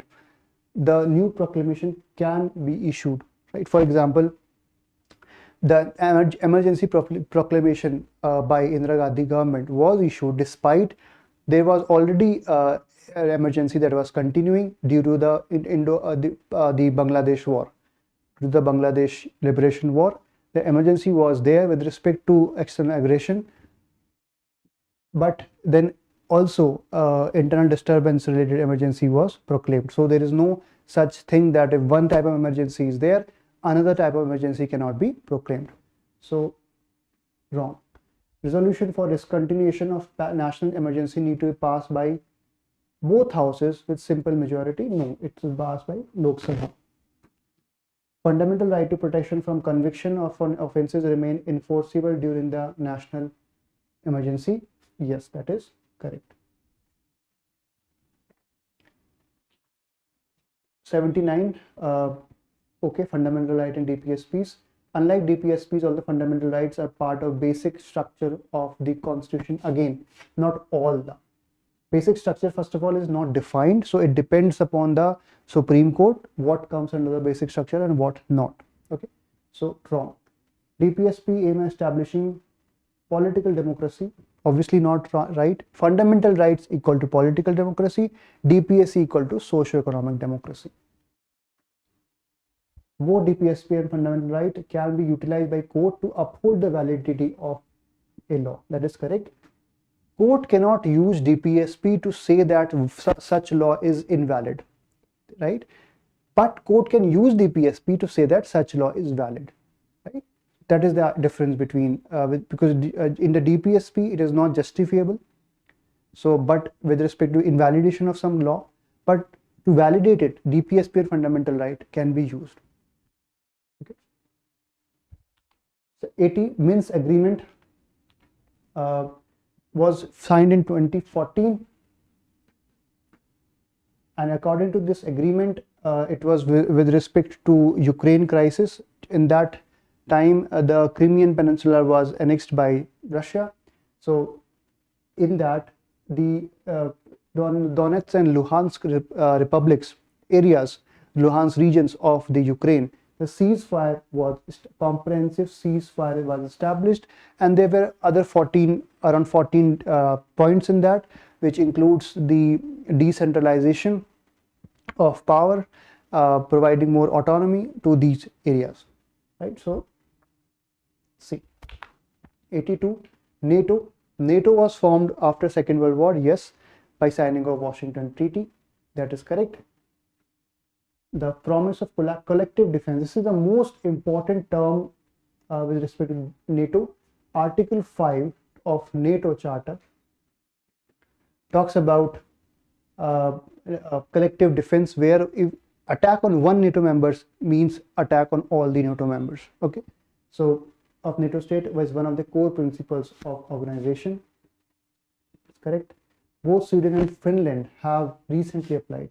They never applied even during the Cold War, highest heights of Cold War, but then they applied now because of the Ukraine crisis. D. 83. Consider following statement with reference to recently held conference of parties. COP 27 provides for the creation of loss and damage fund. That is correct. Loss and damage as a concept was adopted previously in the COP, but establishing the fund is right now happened in COP 27. So please do not get confused.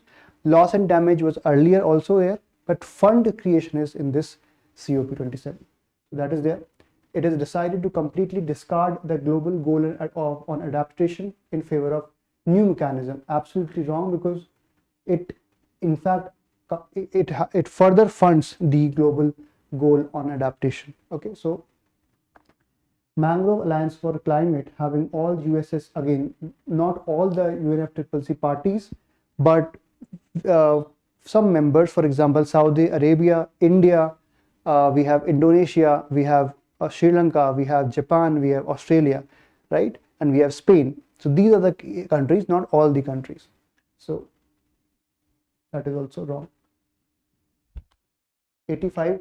Kafala system, we all know it is a system with respect to relationship between migrant workers and their employers in the Gulf countries especially, right?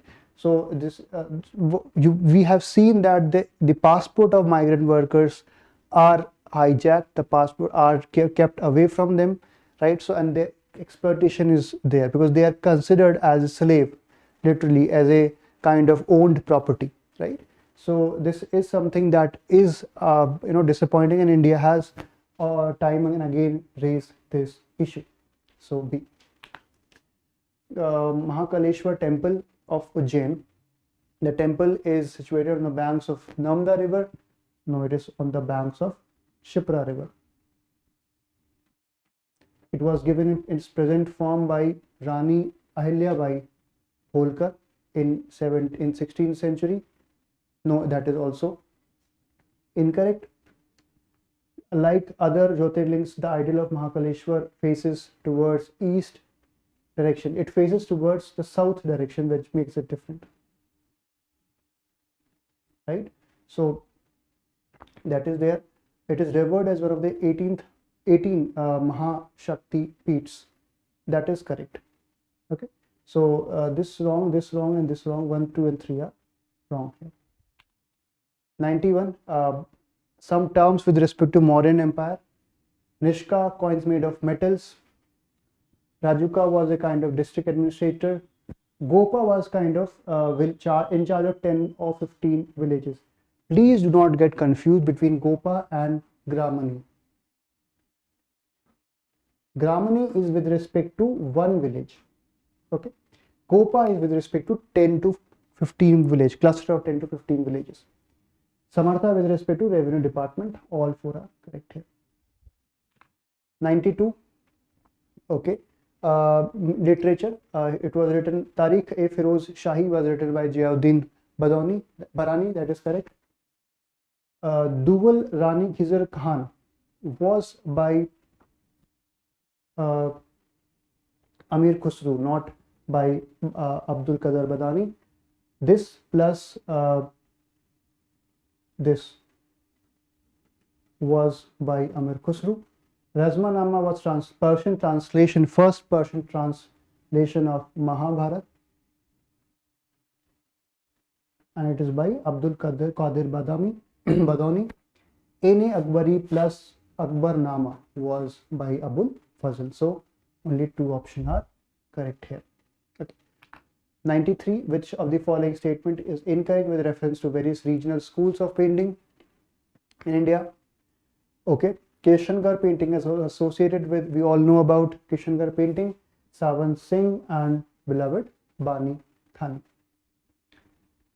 A distinct feature of Bundi school is depiction of local vegetation, landscape and wildlife. That is correct. plus red ribbon. Cloud is also depicted. Red ribbon like structure is used in clouds. The faces are round. Okay, so this is Bundi school. It includes a lot of vegetation, forest and vegetation. So that is correct. The use of bright and bold colors was not found in all the paintings of Basholi schools. So bright and bold colors were used in Basholi schools, especially for example, red color, yellow color was, blue color was used in the boundaries of the Basholi school painting. Love scenes of Krishna and Radha was prominent theme of Kangra paintings, because post the decline of the Mughal Empire, many of the painters shifted to the local kingdoms, Rajput kingdoms. So Kangra painting had this impact on these painters who migrated to the Kangra area. The Krishna Radha was the major theme. Bhagavad Gita was also the one of the important themes. So correct, C is wrong. 94, Medharam Jatra, a medieval martial arts show involving depiction of episode from Ramayana. So that is correct. That is incorrect because Shahi Jatra depicts this. One of the oldest folk music of Odisha, which narrates stories and lore of Shiva, which it is Danda Jatra. The tribal festival of honoring goddess Samaka, that is Medharama Jatra, that happens in this tribal districts, and also in Telangana area, Chhattisgarh area. A festival celebrated on a full moon day, dedicated to Lord Krishna. This is in Bengal and Assam. This is Dol Jatra. So please don't be confused in these terms. Okay. 95, Sri Ramanujam, he expounded the Advaita Vedanta. That is incorrect because, see, remember this Advaita Adi Shankaracharya. So you will be able to easily remember Adi Shankaracharya. He propounded the Advaita. Ramanujacharya propounded the Vishishta Advaita, qualified non-dualism. Okay, Advaita is the non-dualism. So this speaks wrong because Adi Shankaracharya was the one. He is considered the founder of Ramanandi Sampradaya. Ramanandi Sampradaya was by Ramananda, not by him. Okay. He considered knowledge to be the main main means of attaining salvation. It is Adi Shankaracharya who considered knowledge. Ramanujacharya considered spiritualism and love for God as complete devotion to God as the main means. He considered the Brahma possess certain attributes. That is correct. Unlike Adi Shankaracharya, who said that Brahma did not possess any attributes. So D. 96, with reference to Lingaraj temple, it was built by Kapilendra Deva of Gajapati dynasty. It was built during the Surya Vanshi dynasty. King Keshara, not the king Kapilendra. It is a part of Golden Triangle of tourism. That is correct. Which includes the Puri, which includes the Bhubaneswar region, Puri region, right? The Konark region. So that is there. It is constructed in the Kalinga style in architecture. That is correct. So this is all for today. Let us wait for the second slot of discussion. Thank you very much. Have a nice day. Just focus on the making sure that even if you're not aware of the question, try to read the options carefully to make an intelligent guess, right? Because that is a very important way to increase your chances, your accuracy, right? So thank you very much.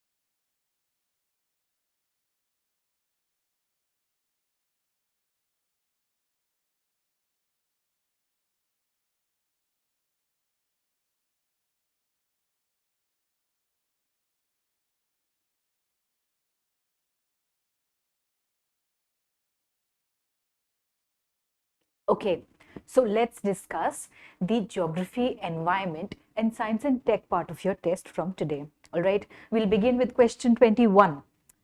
Mangroves are mainly confined to tropical and subtropical coastal regions of the world. Now, what can be considered a key reason for this? This type of question is the sort of question that UPSC has frequently started asking now on, right? They're asking you about the concepts. So a lot of you would know what mangroves are, you know where they're found, but do you know why they're concentrated around the tropical and subtropical zones? So that's the question, right?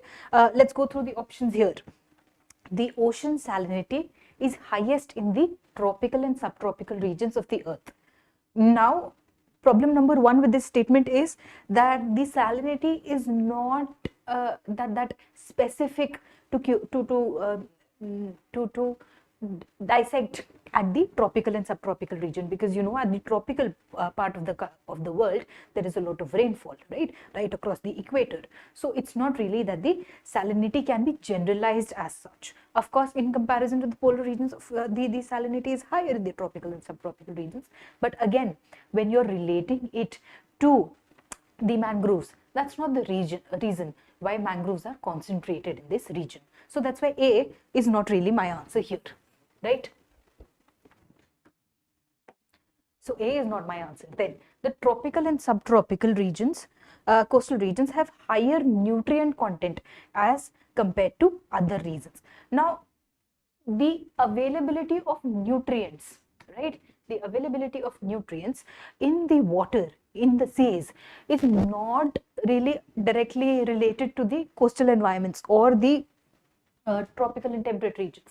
In fact, what it is related to is the upwelling and the admixture of the different parts of the ocean water, right? So it is because of that that the nutrients are created, and I'll explain why. See, in the oceans, if you look at the vertical distribution of the ocean water, what happens is that initially imagine that the nutrients are dispersed evenly, right? If the nutrients are dispersed evenly, then because of the sunlight that's coming in on the top, right, in the photic zone of the ocean, the nutrients will get depleted because of photosynthesis, because of the organisms that are there, right? So naturally, more nutrients will be present at the base of the ocean, right? And when that is the case, it is only when this water gets intermixed, right, that we will have higher nutrient availability.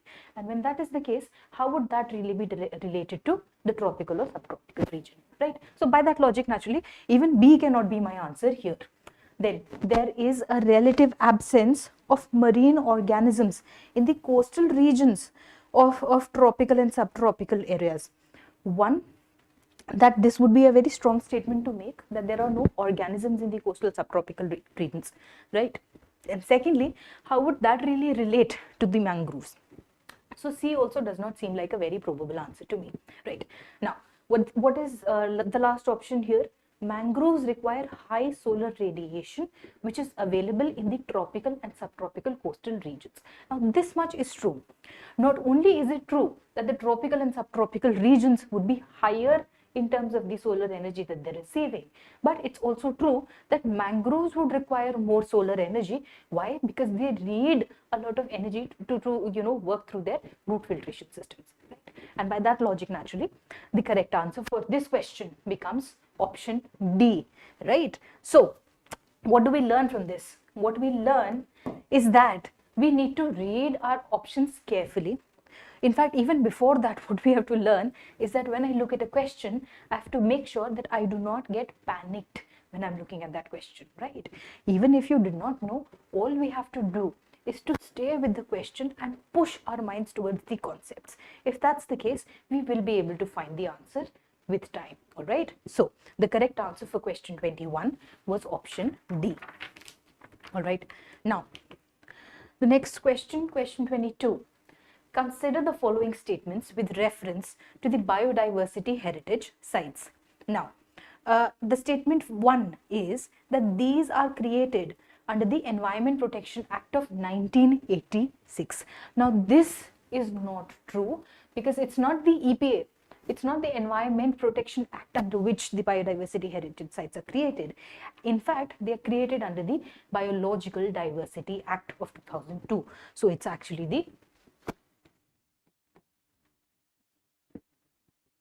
Biological Diversity Act of 2002. Now, if I was sure about this fact, I know that one is wrong for sure, and very quickly I have to eliminate and arrive at the right answer. So, sometimes if you're completely sure about a fact, right, if and when you're completely sure about a fact, hurry up and do your elimination, so that at least you are able to gather as much information as is there in the question. Please remember that the information that is there in the question is not just here, it is also encoded here in the options. So you have to use every single bit of information available in the question paper for your benefit. So if we had to eliminate, we'd get the answer right away. But let's look at the other options also. These are declared by the state governments. Now this is true, right? It is only the state governments in association with local bodies that declare the biodiversity heritage sites. All right. Then, can private land be considered as an element for biodiversity heritage sites? Yes, it can be, right? So biodiversity heritage sites can include private lands also, and if you did not know this fact earlier on, then treat that fact as the learning from this question itself. And what that brings me to is the fact that all the mock tests that you're going to give, try and remember that they are also a source of preparation, they are also a source of content, they're also a source of learning for you before your prelims examination. So the third option is correct, the second option is correct, and the first one was wrong for sure. That's why the correct answer for question 22 becomes C, option 2 and 3 only. All right. Next, question 23. With reference to the process of eutrophication, which one of the following statements is incorrect? Now, always remember, when we are doing the examination, we have to be very careful of what the question tag is. So we're looking for an incorrect statement here, right? Now, the first option reads, it is characterized by excessive plant and algal growth due to the increased availability of growth factors needed for photosynthesis. Now, this is true, right? During eutrophication, if there is an excess of one or more limiting factors of photosynthesis, then the process is called eutrophication, because of which there is a lot of growth, there is overgrowth of algae. All right. So statement A is correct, right? So statement A is correct. It cannot be my answer here, right?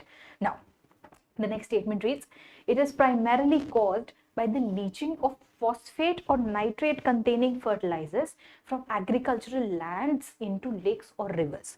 Now, if I did not tell you about phosphate or nitrate, you'd be very sure about this sentence, right? But even if I do give you an excess of phosphate or nitrate fertilizers, all you have to remember is that these additives in fertilizers, these inorganic nutrients in fertilizers, only aid the growth of the plant leaves and stems, right? So if that is the case, then this statement becomes more palatable to me, and you understand that, okay, this is also a correct statement, which means it's not the wrong statement that I'm looking for. Now, statement C reads, the high rate of photosynthesis associated with eutrophication increases the amount of dissolved inorganic carbon in the water. Now, increases is the problem word here. If there is photosynthesis happening in the water where eutrophication process is going on, that means the nutrients will be depleted, right? It will be depleted from the water, and if that is the case, then the dissolved inorganic carbon compounds, everything will be reducing in the water. All right. So that means they will deplete the inorganic carbon from the water also. So that's why statement number C is the incorrect statement here, which makes it my answer. But for the purpose of discussion, let's look at the last statement also. The process of eutrophication can result in great susceptibility of coral reefs to diseases. Now, this is also true. If there is too much nutrition, too much algae in the water, then naturally the coral reefs will suffer, they can get diseases. And that's why the statement D is also correct for me and can't be my answer here. Even if you were not sure about statement C being your answer, just by eliminating the other statements also, you could arrive at the correct answer. So our success in the prelims examination actually depends on how much we are willing to think at the question. What that means is, remember all of the different tactics that you have, right? Try and eliminate what you can, try and think as much as you can, try and force meaning out of these statements to the best of your ability. And that is how you actually solve your prelims paper. All right. So that was question 23. The correct answer was C. Now, this type of question which scares a lot of my students. Which among the following cities is closest to the Indian Standard Meridian? Right? Hyderabad, Raipur, Nagpur and New Delhi. Now the standard meridian is 82 degrees 30 minutes, right? And for all of these map based questions which actually check something called your spatial awareness, what that means is that, you know, in the map of India, what I do require from my UPSC students is that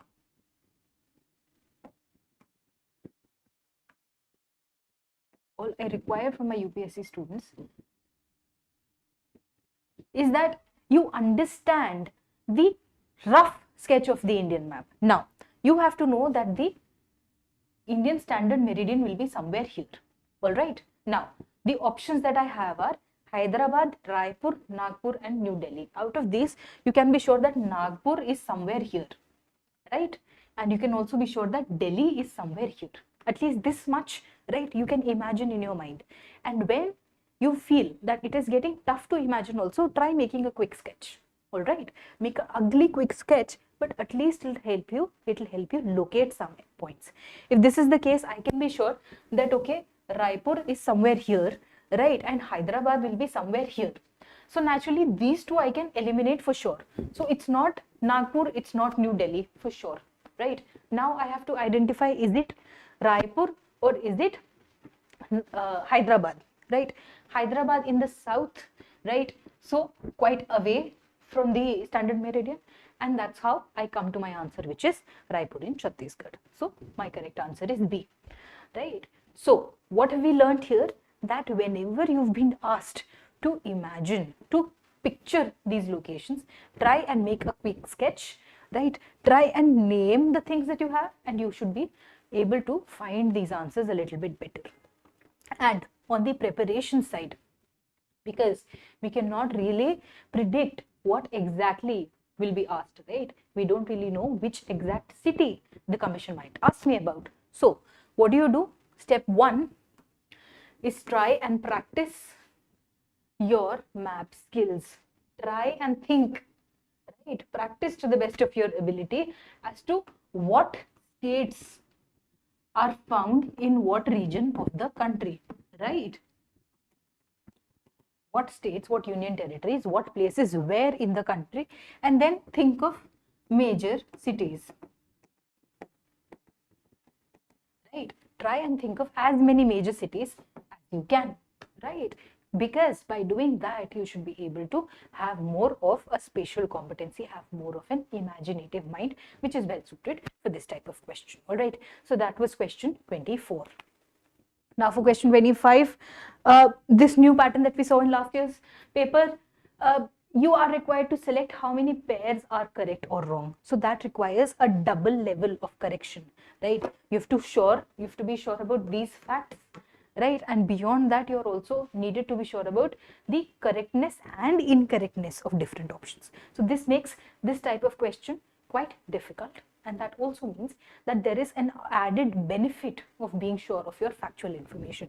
See, the benefit of subjects like geography is that once you know the factual information, there is no power that can take that away from you, right? So if you know your local winds, then it's just a matter of memorization, and then those rewards will keep on coming to you. Are you getting me? So by that logic, this is the time when you're preparing for prelims to actually memorize this sort of information to the best of your ability. And to memorize, use mnemonics, use maps, use every single trick and tactic under the sun to try and memorize this information and then get through your prelims exam. All right. So the first option here is Mistral in North Africa, which is not true, because this wind originates in France and moves towards the Mediterranean Sea. So that's why 1 is wrong, right? The first statement is wrong. The second one is Simum, and they're saying that it's coming in from the southern slopes of Alps, which is again not true. This is around the region of Arabia. Arabia in the sense Saudi Arabia, right? The countries like Jordan, Syria, these places, right? So that entire region is where this wind is formed. So two are for sure wrong. Now that you've reached here, how many pairs are correctly matched? Can you actually do elimination in this type of question also? Say for example, you only know these two, right? So you know for sure all 4 pairs are not correct, all 3 pairs are not correct, right?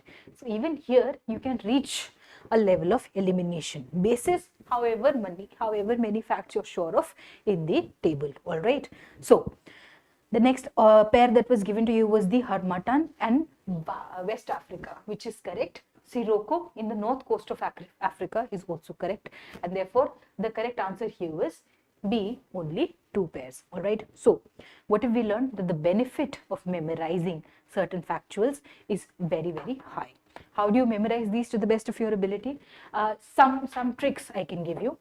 Some of those are that I would like you to go region wise, go in terms of, okay, what are the winds I want to do in North America, what are the winds I want to do in South America, right?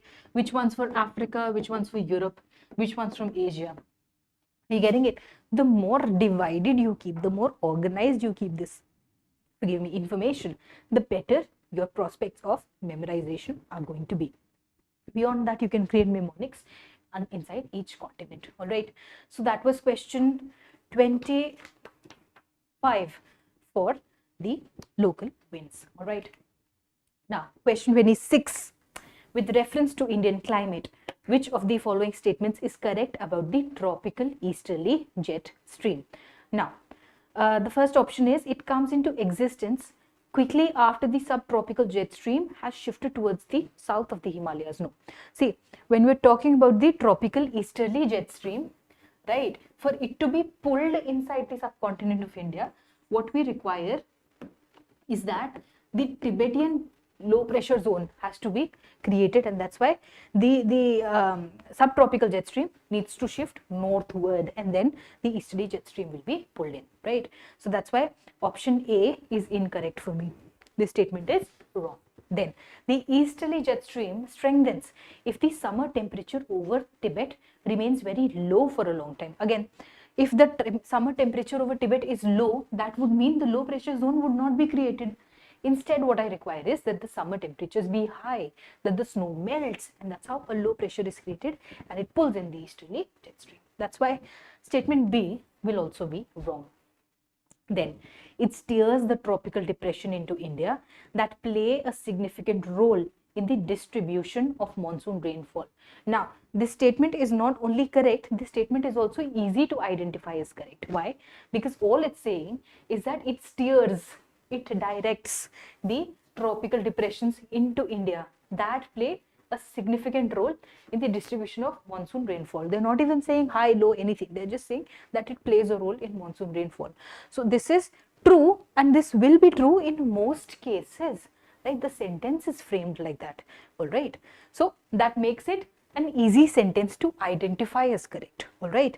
Now, the last statement reads, its formation results in the reversal of upper air circulation patterns that leads to the withdrawal of the monsoon. No, it leads to the monsoon or the onset of monsoon, right? So that's why the correct statement here for question 26 was option C, and we have to look at each singular statement and identify how and where it's going wrong, right? So that was question 26. Now, question 27, which among the following usually increases as one moves from the equator towards the poles?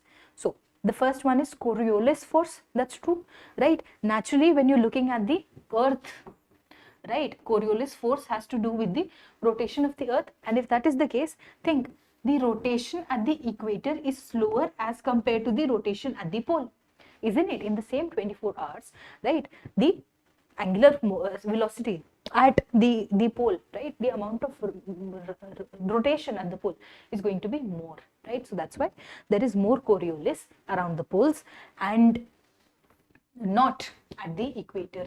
So by that logic, 1 is correct for me.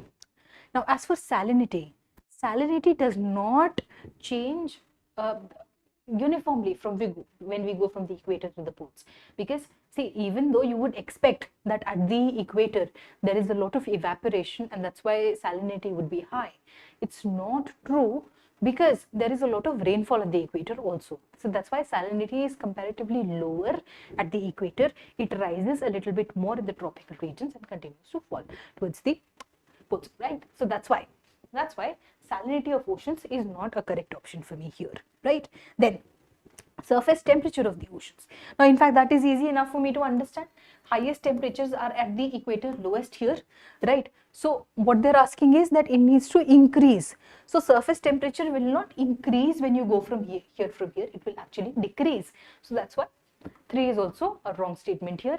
Magnetic field of the earth, however, option 4, magnetic field of the earth, this will increase as we go from the equator to the poles. And I'll tell you why. See, when you're looking at the earth and its magnetic field, the magnetic field looks like this, right? And because these lines are closer together as we go from the equator to the poles, right? That's why the strength of the magnetic field will also increase as we go from the equator towards the poles. That's why option 1 and option 4 are the only statements that are correct here. That makes the correct answer for my question to be option B, 1 and 4 only. All right. So that's question 27. Now, question 28. Consider the following statements with reference to various crops. Okay.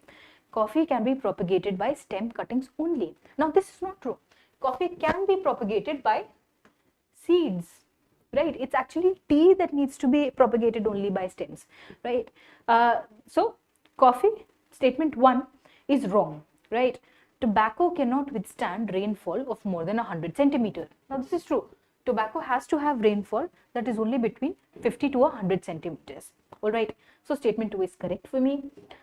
Statement 3 is that tea requires a hot and dry climate of tropical areas. Not really. Tea requires subtropical climate and humid climate, not dry, right? So that's why statement 3 is wrong for me. Now statement 4 reads, millet can easily be grown in sandy soils. This is true. Millet is an arid crop, right? Can grow in quite distressing conditions. So that's why I'm able to identify that 4 is a correct option, 3 is not a correct option, and 2 and 4 are the only ones that are correct here.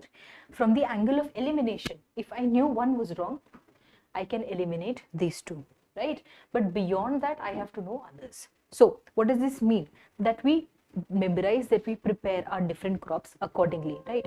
I have to know that for coffee, the average temperatures that are required have to be tropical, around 20 to 27 degrees.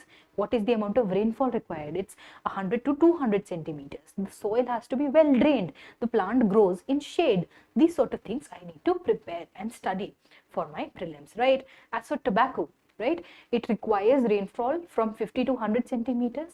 And one more interesting thing is that it needs dry climates, right, but not too dry. It requires a humidity, a moisture level of at least 8%, so that the leaves dry out in a controlled fashion, right? So that's about tobacco. As for tea, tea requires, slope type locations wherein the soil is well drained, but humid climate and also subtropical climate, neither too hot nor too cold, right? So that sort of climate is good for tea, and it also requires frost-free climates, right? So that's about tea. As for millets, millets can grow in high temperature soils, 20 to 30 degrees, low amount of water, right? 50 to 90 centimeter of water is enough for millets, right? And they are quite nutritionally dense. It's only that the public does not really accept it as a food crop. That's why we're pushing millets to be grown in the agricultural sector, right? So the correct answer for 28 was C, 2 and 4 only. Question 29. Which of the following depicts the significance of the Karevas. What were Karevas in the Himalayas during and post the formation of the Himalayas? What was happening was that when the Himalayas got created, we had rivers that were pre-existing.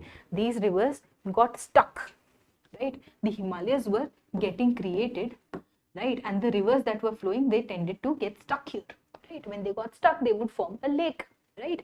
If a river gets stuck, if a river gets obstructed by upwelling of mountains, it's going to create a lake.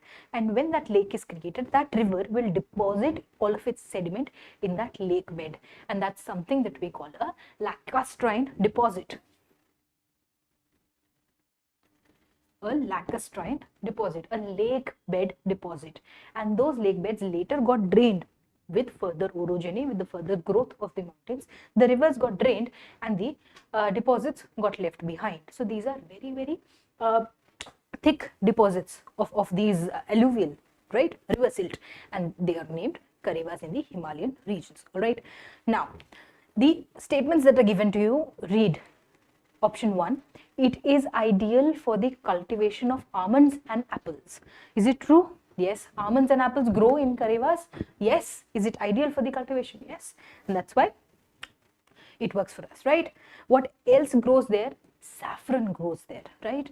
The saffron that has the GI tag, the Kashmiri saffron, which is very long stamens. So that's very important Karevas for these crops, right? So statement 1 is correct. The second statement is it provides archaeological evidences of the Stone Age period.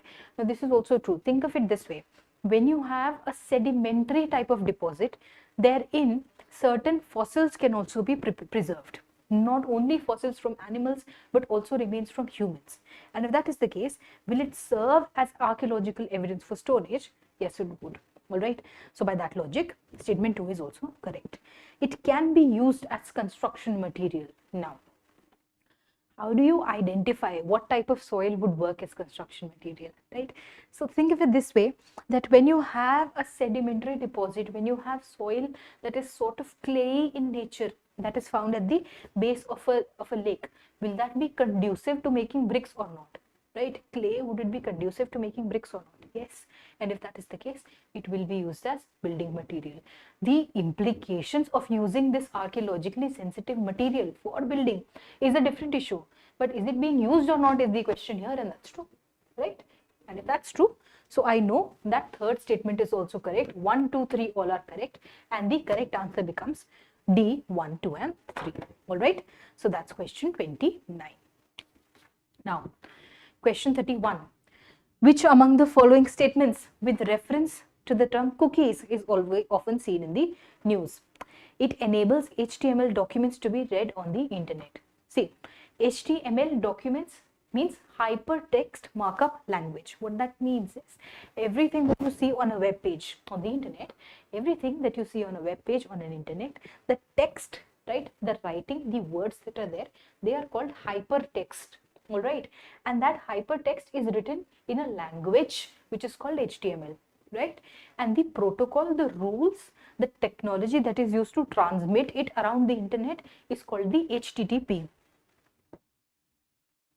So it's called a hypertext transfer protocol, which is also what you see in the address bar of your browser, right? You see something like this, right?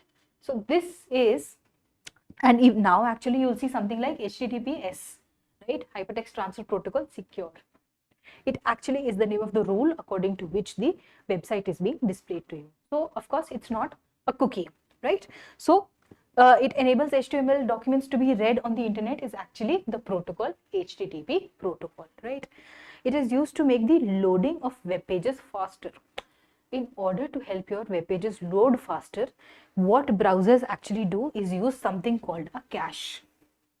What is a cache? What they do is that a website from the internet has to come into your computer, right? If it has to come into your console, what that website does is it saves a small packet of information on your browser, on your system, on your device, right? So then every time that website has to be loaded, only some part of that website has to be loaded, the rest can be added in from this information and can be displayed to you, right? So that's called a cache, which is why sometimes when your computer is lagging, right? Sometimes when you're not able to see a website properly, you are asked to clear your cache from your browser. That is, delete all of this information so that the web page can reload properly again. All right. So that was option B, which is also not correct. It's not cookies. This is cache. Right. Now, option C, it's used to provide personalized services to the users on a website. Now, this is true. See, the way that a cookie works, is named after the fortune cookie that you must have seen in pop culture references, that you go to a Chinese restaurant and you get a fortune cookie and there is a strip of information in it, right? So from that source, cookies are called cookies in the internet domain, that it has some hidden information in it, it has some secret data in it, it has certain modifiers in it that will change your experience, that will modify your experience of the website and make it better for you. How does it work? Say for example, you're on some e-commerce website, right, and you are trying to make some purchase, right? So you've collected 3-4 things in your shopping cart, and by chance what happens is that you mistakenly close that tab. But what happens when you reload that tab? You're able to see the things that you put in your in your shopping cart again, right? If that is the case, what is happening is that your experience has been curated, right? And then it is being shown to you that your data is still here, it is still being used, right? So by that logic, it's called a cookie. So option C is correct. Now, what's option D? It provides protection against cyber attacks by protecting the computer from malwares. That, of course, is a firewall, right? So option D is a firewall. The correct answer here was option C. All right. Now, what does this question represent? This particular question represents your awareness of the technologies that you're using every day, right? I'm sure that you're using the internet every day, but how much do you understand about it is what this question is based upon. All right. So that was question 31. The correct answer was C. Now, question 32, with reference to coal bed methane, consider the following statements. It is naturally created during the process of conversion of plant material into coal. Now, that's true. Once plant material gets sedimented, gets compacted under layers and layers of soil and earth, when that is the case, it gets fossilized, and that's how fossil fuels are made, and a part of that fossil fuel can also be coal bed methane, right? So, statement 1 is correct. Now, statement 2 is it can be recovered from underground coal deposits only after the coal has been extracted and mined. Now, this is not true. If you've got coal bed methane, in fact, there are multiple technologies. So, if this is the coal bed and there is some methane here, it's not as if you have to remove all of the coal first and only then the methane can be extracted. Not at all. Sometimes it can be extracted from certain coal seams which are deemed unminable. That means if the coal that is available in the seam, sometimes if it's so diffuse, if it's so economically unviable to be extracted, if that's the case, then coal bed methane can be extracted from such mines also. So this statement that it can only be taken out when coal has already been mined does not stand any ground. So that's why statement 2 is wrong. Now for statement 3, due to the presence of hydrogen sulfide, it is a highly polluting source of energy. So one of the key features of coal bed methane is that it's very low in hydrogen sulfide. Perhaps it's actually negligible, the amount of hydrogen sulfide that this coal bed methane has. It's actually sweet smelling. Why is it called sweet smelling? Because hydrogen sulfide is very pungent. It's a very strong odor, right? So because of its absence, coal bed methane is called a sweet natural gas. But whether or not it's polluting is a different story, right? But for the purpose of its presence of hydrogen sulfide, that itself makes the statement wrong, and therefore only one statement, option A, was correct here, which makes my correct answer A, 1 only. All right. Now, question 33. Again, science questions from your general life. Stainless steel pans are usually provided with copper bottoms. What could be the most appropriate reason behind this? So, you must have seen vessels in which the base is a copper color and the rest of the vessel is stainless steel. The question is asking you why that is done. All right. So, option A is that stainless steel is highly prone to corrosion. Now, that's not true. Stainless steel is one of those few materials which are quite resistant to corrosion, and the reason is that it's actually 10%, minimum of 10 to 5%, 10.5% of stainless steel has to be chromium. And what that chromium does is that it reacts with the oxygen in the environment, right, and protects the iron from getting oxidized, because of which stainless steel doesn't really corrode that easily. In fact, that's the reason that real stainless steel is used even for implements to be used in operation theaters in medicine, right? So when that's the case, stainless steel is quite low in corrosivity, right? So statement A does not stand. A is wrong. It helps in quicker transfer. Copper helps in the quicker transfer of heat, as copper is a better heat conductor than stainless steel. And that's true. Copper is one of the best conductors of heat and electricity, because of which it finds a lot of industrial application. And that's also the reason why the bottom of these pans are coated with copper. It's so that there is better and more even heat distribution in that pan, so it does not fall prey to localized heating, better cooking, better heat distribution, better fuel efficiency. All right, now option C, it makes the utensils cheaper and colorful at the same time. So no, that's not the intention of coloring your coating your utensils with copper at the base. In fact, copper is more expensive than stainless steel oftentimes. That's why it will actually increase the cost of the vessel. So it's not for making them cheaper and not for beautification purposes. The use of copper at the bottom of utensils increases its durability. Not really, because stainless steel, compared on an average, stainless steel will be more durable than copper. Copper tends to get tarnished. Stainless steel is again quite corrosive resistant. So that's why the correct answer here was only option B. So that was question 33. The correct answer be B. Now question 34. Which of the following statements is correct with reference to the virtual private network? So what's a VPN?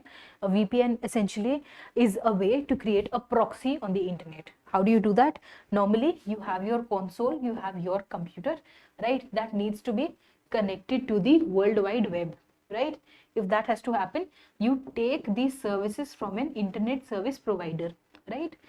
You pay your money to some company which is going to link you to the internet. So your computer is linked to this ISP, this company, right? And they will link you to the computer, to the World Wide Web. Now the problem is that the ISP knows your IP address, right? It knows the exact location, the address of your own computer. Sometimes you might want to change that location, or you might want to hide that location. If that is the case, you create a virtual private network on the internet. What you do is that you add in a VPN client, right? You add in a virtual private network client here, and what that does is it effectively hides your IP address, and using a server that is already connected to the internet, right, it actually uses that address to be fed to the internet, right? So there is a server from the VPN that is involved. There is your IP, your ISP, the internet service provider, that is still involved. But what actually happens is that your location is somewhat hidden from the other people on the internet. All right. So the way that you could use it is to not only hide your identity, but also sometimes access the internet that is localized. For example, certain services, say for example the Netflix that you're watching, right? The experience of Netflix in different countries will be different languages, different shows. So if you want to access that website from a different country, right? So by that logic, you could use a VPN network for that. Sometimes it is used by people who are working to log into their official networks, right? Company networks, when they're outside of the organization's building. So that sort of thing can also be done with a VPN. All right. Now the options. Option A reads that despite enabling a secure connection, it cannot hide the user's IP address. That's not true. In fact, that's the primary purpose of using a VPN. So statement A is wrong, right? Then as it reroutes the data traffic, the speed of the browsing increases substantially. Rerouting data traffic has increased the path of my transmission. So that's why my data flow, right, and thereby my speed of browsing is also going to fall, not increase. So that's why statement B is wrong. Statement C, through VPN, an employee can securely connect to his company's server even if his computer is located outside of the company's premises. That's true, right? because you can change and hide your IP. Then option D, VPN never keeps any information about a person's browsing activities. Now this is VPN specific. Any time that you're using a service that appears to be free, it could be that you are the product. And when that is the case, sometimes the way that the VPNs will make money is by selling your data, selling your information, selling your browsing activities to advertisers on the internet. And that's how they make their money. That's how their business model is. Oftentimes, otherwise it will be a paid service and you can just pay, and then your data will also be secure. So that's statement D. You can't generalize, it varies from VPN to VPN. All right, so option D is also incorrect. Only option C was correct for question 34. Moving on, question 35. Which of the following is a correct statement with reference to the Vigil mission? Statement A, it will monitor the atmospheric and surface composition of Venus. This is not the Vigil mission, this is actually the Envision mission. It's called the Envision mission. So one option A is wrong. Second option is it is a satellite internet connection to bring internet connectivity to remote areas. This actually is SpaceX's Starlink, the satellites that can give off internet access, right? So that was option B. It will monitor the climate and environment in the Arctic region. No, that is a Russian satellite called Arctica.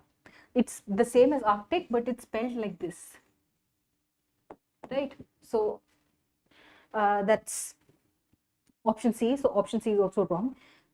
It will monitor the solar weather to give warnings of oncoming solar storms. This is true. This is true. So what the Vigil mission actually does is that it maintains a vigil, right? It maintains a lookout for the people on the earth to look for solar flares, for solar storms that are happening from the sun. And it's actually positioned on a Lagrange point. Lagrange point being the equilibrium point. So Lagrange point is basically when you have two large masses of body, right? Between that, an element of significantly lesser mass, basically insignificant mass, can be held at a position of equilibrium, right, between the two highly massive bodies, in this case being the sun and the earth, right? You're sending a satellite between the sun and the earth. You want it to be stable and not pulled apart by the gravity of the two places. So it's at a Lagrangian point, right, where the Vigil mission is located. One thing that I want you to pick up from here is that the way that you memorize a lot of information is by creating as many links as possible. Your memory works in patterns, right? So if you can go from one thing to another and try and keep everything connected in your mind, the better your memory, the better your retention of these concepts is going to be, right? So therefore the correct answer was D. And in the allied understandings, we have remembered what the other satellites are, right, what the different Lagrangian points are, and what, again, try and go back to what solar flares are. Are you getting it? That's how you revise quickly and efficiently. Correct answer for 35 was D. Now for 36, with reference to the laterite soil in India, consider the following statements. It usually develops in areas with high temperature and high rainfall. That's true.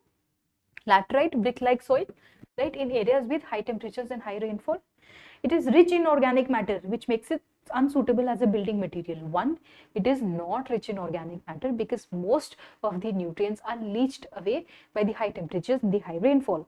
And secondly, that it's good for making building material because it is easy to cut into bricks and it hardens very quickly, right? So laterite soils are good to make bricks. That's why good for construction. Statement 2 therefore does not stand any ground. 2 is wrong.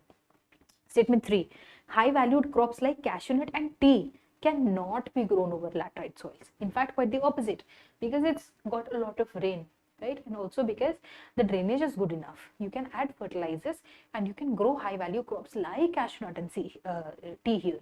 And by that logic, 3 is also wrong and only statement 1 was correct. Okay. Question 36.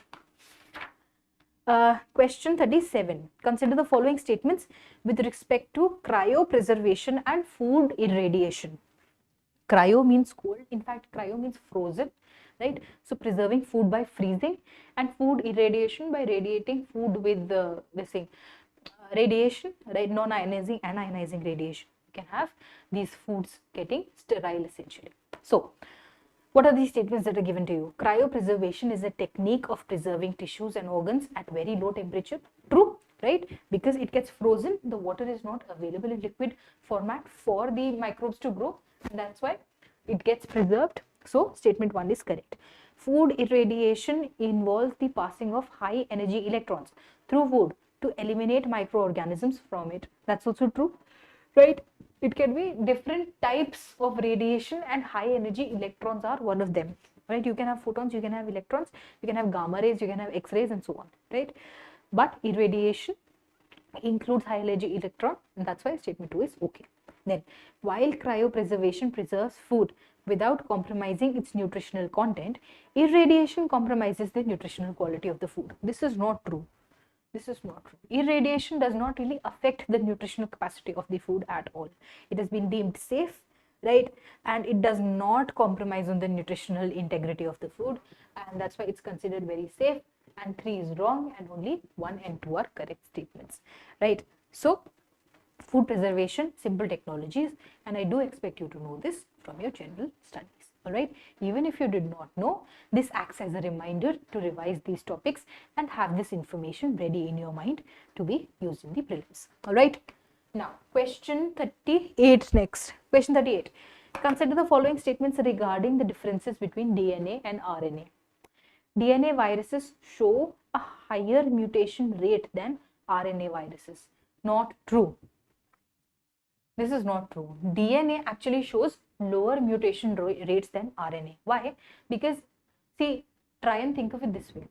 DNA is a double helix structure. DNA looks like this, all right? So each coding that is here has another coding that is here, right? Right? So by that logic, try and think of it again this way. When the DNA is being replicated, right, there is a proofreading mechanism, there is a cross check that is available to see what is happening, right? So that's why a lot of mutations will be checked against. But RNA is a single strand molecule, only one copy of the coding. So from here, when you're copying something, higher chance because there's no cross check. Are you getting it? By that logic, you can remember that DNA has more mutation than RNA. Of course, there is a more complex process that is involved, but this is a simple way of understanding and trying to remember this information, right? The way that it happens is the DNA polymerase and RNA polymerase and transcription, and all of that happens. But for our benefit, for our ability to memorize these things, we can just create a simple link. All right. By that logic, 1 is incorrect. Now, HPV, human papilloma virus, is a type of DNA virus, and HIV, human immunodeficiency virus, is a type of RNA virus. This statement is correct, right? Different diseases and different types of viruses, right? They are pathogens, you have to know, and by that logic, 2 is correct. DNA is chemically less reactive and structurally more stable as compared to RNA. Now that's true, right? Because of its structure, because of its nature, DNA is more stable, less reactive, RNA is more stable, right? Again, trying to link it to the double strand and single strand structure. In reality, the reason is because of the OH prime groups and things, but again, for the purposes of a general UPSC candidate, you don't have to go into a lot of detail of the internal structure, all right? So 3 is correct, 2 and 3 are correct, and therefore option B is my correct answer for 38, right? 39. In the context of the applications and uses of seaweeds, consider the following statements. They have medicinal use in the treatment of cancer. Now this is true. A lot of therapies, right, and a lot of treatment options are coming from new sources. And seaweed, because of its very wide variety of species, right, because of its fast scale availability, there are many bioactives that are present in seaweed which are used to cure diseases, cancer being one of them, and that's why 1 is correct. They can be used as a source of food for humans. That's true. All of that sushi that people eat is covered in seaweed, onigiri, the rice balls, and this new Korean food that people like, all of it has seaweed in it, nori sheets. So of course it works as food for humans. That's why 2 is correct. They are an essential component for the survivals of coral reef. Not really. Seaweeds are a different organism, right? Coral is a different organism, and in fact, if they are in the same habitat, if they are in the same community, then they will be competing for the same resources because they're both essentially plants, right? So it is not an essential component for the survival. In fact, it is in competition with coral reefs. Therefore, statement 3 is wrong. Statement 4 is they can be used in the production of biofuel. That's true. In fact, different categories of biofuels are being created by seaweed itself. So that's why 4 is correct, and 1 to 4 were correct for this particular question, right? For elimination, once you know that 3 was wrong, you can eliminate, right? And if you were sure that 2 has to be there because you've seen it in some show, in some TV, right? By that logic, you can see it has to be either A, C, and D. What I want you to pick up from this question is that we do not really discriminate from information. What I mean is that if you know some information by watching a TV show, by your pop culture exposure, by things that you just happen to know by the daily life that you've lived, even that is very useful for solving UPSC questions, right? So try and use every bit of information that is there in your awareness, all right, whatever the source might be, but it has to be true, all right? So that was question 39. The correct answer was D. Now, question 40. Which among the following are the applications of quantum computing? Developing clean and better fertilizers, discovery of new drugs and medical treatments, create novel encryption methods and prevent cyber attacks, algorithmic trading in stock markets, developing better finance models and plans, improve supply chain management and weather forecasting. So quantum computing essentially is computing using qubits. Normal computing happens with bits. Bits are electronic. A light can be either off or on. It can either be 0 or 1. But quantum bits, if you're using the quantum mechanics of different particles, then they have different states, and they also have other processes that are happening, right?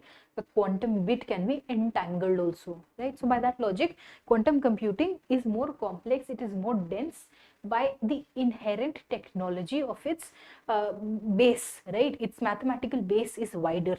If that is the case, then it is capable of doing much more complex, much more difficult, and much more large computations. By that logic, what we can do is that quantum computing is capable of solving large mathematical problems. Also, it is possible with quantum computing to simulate organic processes which are very, very complex, right? So if that is the case, if I can simulate organic, difficult, large computations, what can I do as application, right? This is the thought process in our mind. So can I develop clean and better fertilizer? Yes, because fertilizers will be an organic system, right? How these fertilizers will work with different plants and all those complex complication and chemical reactions can I simulate on a qubit, on a quantum computer? Yes. So that's why 1 is correct. Discovery of new drugs and medical treatments. Yes, because I can have better trials, I can have better simulations, I can have better discoveries, right, using quantum computers. So 2 is also okay. Create novel encryption methods and prevent cyber attacks. Encryption is coding and decoding of information, and if I have a stronger computer which can do complex math, then can I have better encryption? Yes. Algorithmic trading in stock markets. Can I have better predictive mathematics, right? Can I have better discrete mathematical models with quantum computing? Yes, and that's why stock market also. Then developing better finance models and plans. Again, doing complex statistical calculations, right? 5 is also correct. Improved supply chain management. Stronger modeling, right? Having more data, strong data analysis, and that's why 6 is also okay. Weather forecasting, yes. Complex computation. That's why all of these applications are correct, and my correct answer becomes D. All right. In these types of questions, it's imperative for you to check every single option, because in this case it was okay. It was all 7. But even if 1 was wrong, you have to be careful in these questions. Question 41. In the context of global environmental conventions, consider the following pairs. Minamata Convention for the control of the anthropogenic release of mercury. Correct, Meena Mata? Mercury? Yes. Vienna Convention controls the emission of greenhouse gases. No, it was for the ozone layer, and later the this thing CFCs, right? Then Rotterdam Convention control mining activities in Antarctica. No, it is worldwide for the this thing regulation of hazardous chemicals. So 3 is wrong. Basel Convention controls the production of hazardous chemicals across the globe. Not production, but the movement of hazardous chemicals. So 2, 3 and 4 were wrong. Only 1 was correct, and my answer becomes A, 1 pair only. Again, see, this pattern of question is being given with simple data that I require my students to know. All right.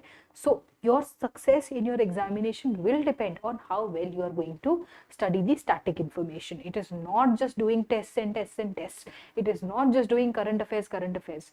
But what you have to focus is on getting your basic sources, your basic studies, your basic facts very, very clear in your mind. All right. So that was question 41. The correct answer was A. Question 42. Ammonia is the fuel of the 21st century. In this context, which of the following is or are the advantages of using ammonia as a fuel? Statement 1. It does not have any effect on human health. Negative effect. That's not true. Ammonia has a strong negative effect on human health. In fact, you can't even breathe in it. What happens is, ammonia is the gas NH3, right? NH3 mixes with the water in your body and creates ammonium hydroxide, which is a strong alkali. It can damage your cells. All right. So it does have a detrimental effect on your body.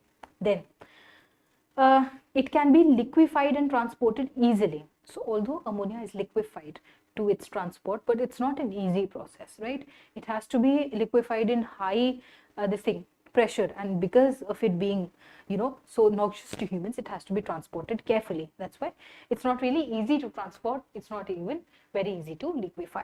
Then its combustion does not emit greenhouse gases. Now that's true. The combustion of ammonia actually just produces in nitrogen and water, right? If that's the case, its products are not really polluting, right? So that's why we have ammonia to be not releasing greenhouse gases. That's why it's called the fuel of the 21st century. The statement that is correct here, therefore, is only 3. It does harm human health, right? It's not that easy to liquefy, right? So therefore, option D is the correct answer, where only statement 3 was correct. All right. So 42, the correct answer was D. Now for 43, with reference to the Antarctic Treaty, which of the following statements are correct? It was signed in the aftermath of the dissolution of the Soviet Union. Not really. Soviet Union, the dissolution happened in 1991. Whereas the Antarctic Treaty was signed much earlier in the 1950s, 1959 to be precise. So this was 1959, and therefore this statement is wrong.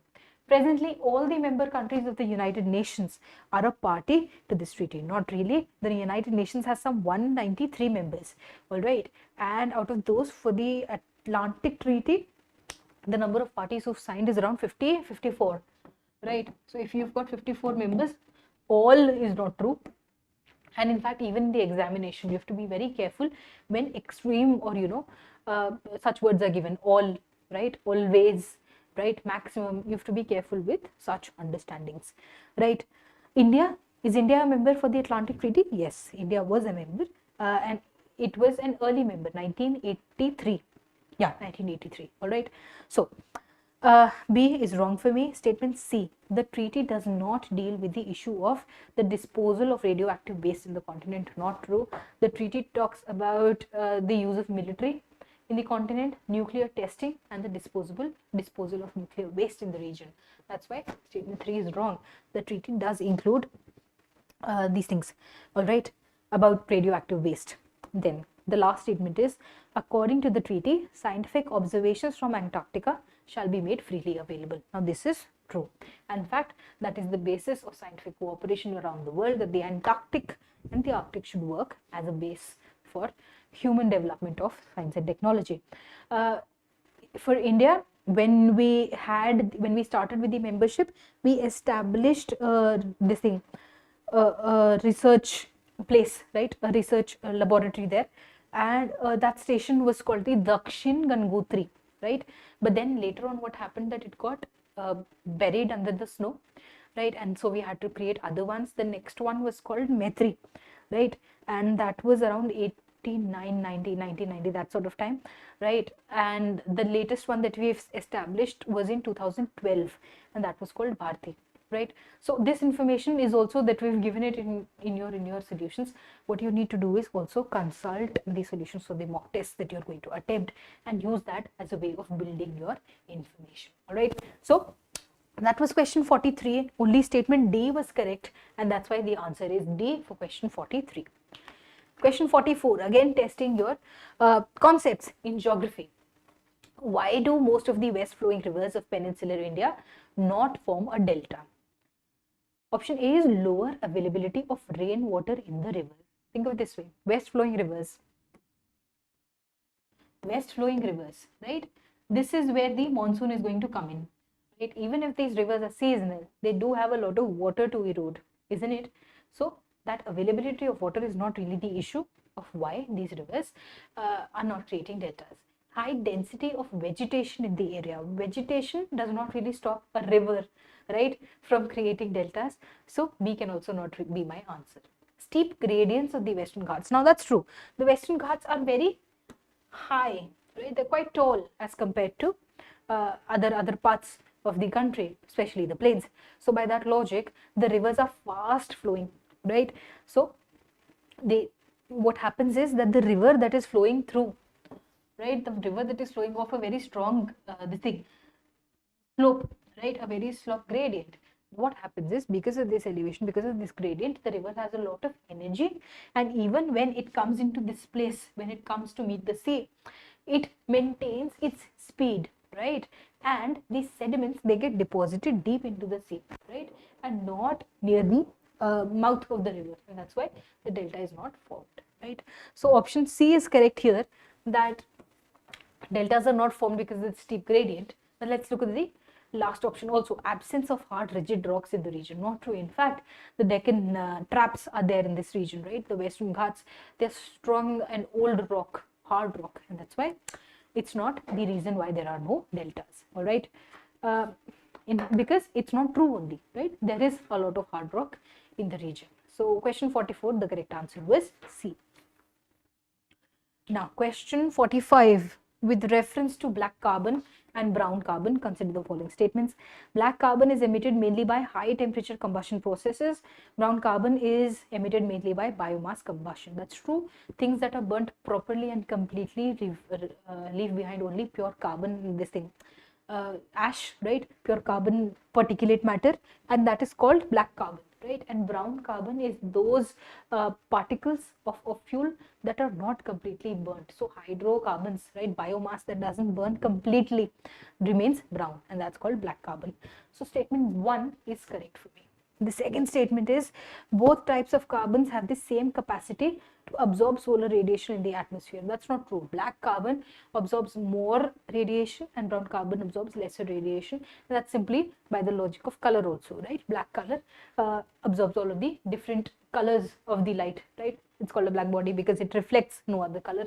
Brown does reflect some color, and that's why cannot reflect, cannot absorb all of the solar radiations equally as compared to black carbon. So 2 is wrong and only 1 was correct, which is A. The correct answer for 45 therefore becomes A.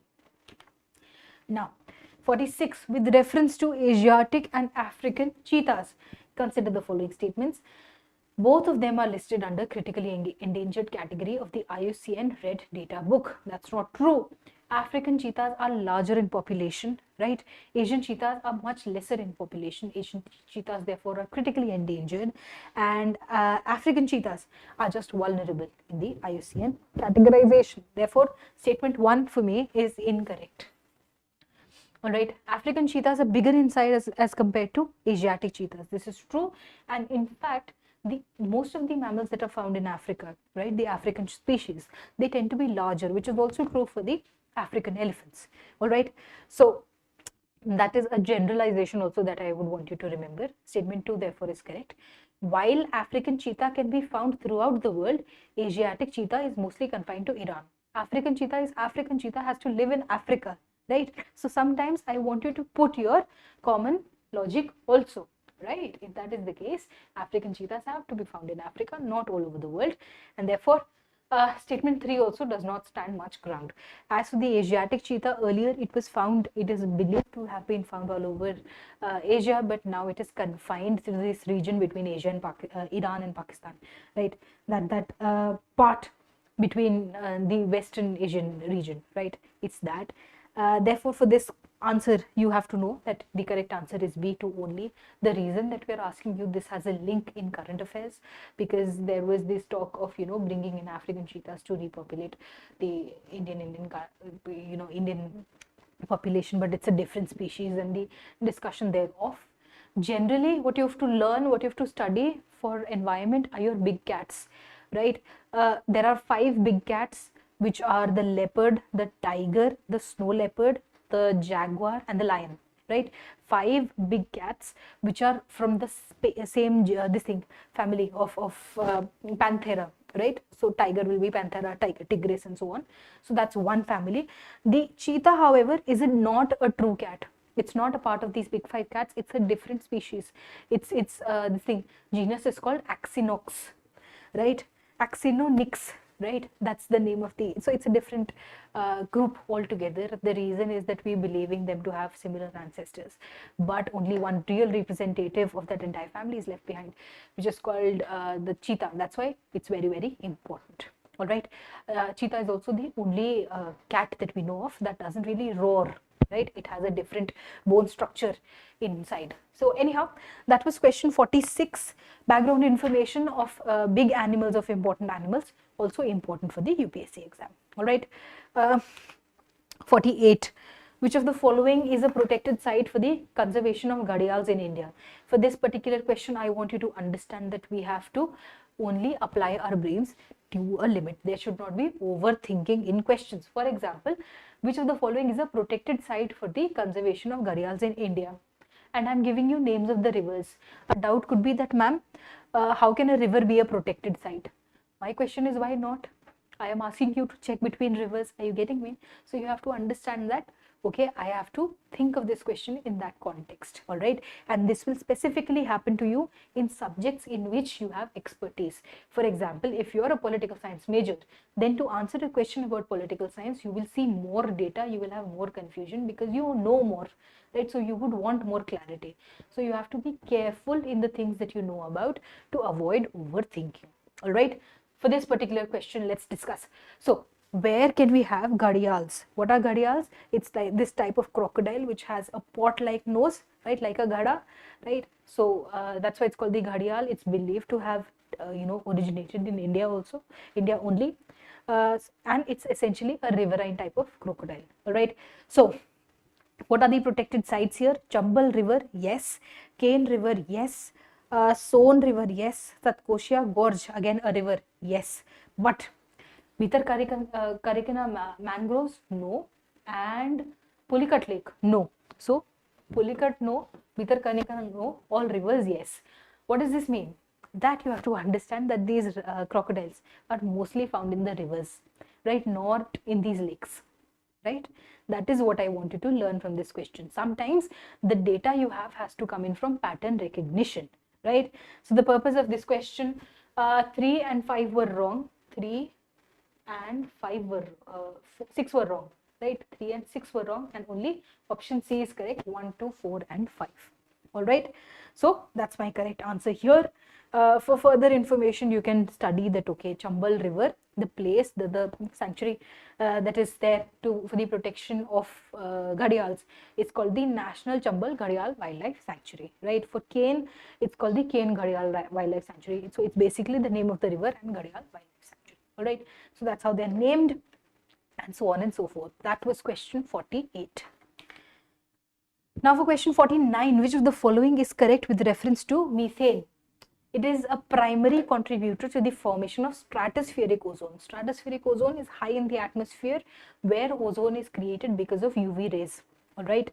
There, methane doesn't really do much. Methane is responsible for the production of ozone at the ground level. So that's why statement A is wrong, and this sort of information I would want you to know from the formation of ozone, from the formation of smog, all right. So your primary, secondary pollutants you have to prepare. Then, livestock emissions from manure is an important cause of methane emissions. This is true. Manure, animals and agriculture is a strong source of methane emission on the earth, all right. Paddy cultivation and livestock, they will release methane as a part of their digestive process. Then, India is a signatory to the Global Methane Pledge which aims to reduce global methane emissions. Now, this Global Methane Pledge came in your COP26 Glasgow, right, meeting. There, this pledge came up, but India has not signed this pledge. All right. Essentially, that pledge includes that we will want to halve the global emissions of this thing, methane, but the target is to reduce it by at least 30% by 2030, right? By 2030, you want to reduce it by 30%. So that's your global methane pledge, but India is not a signatory.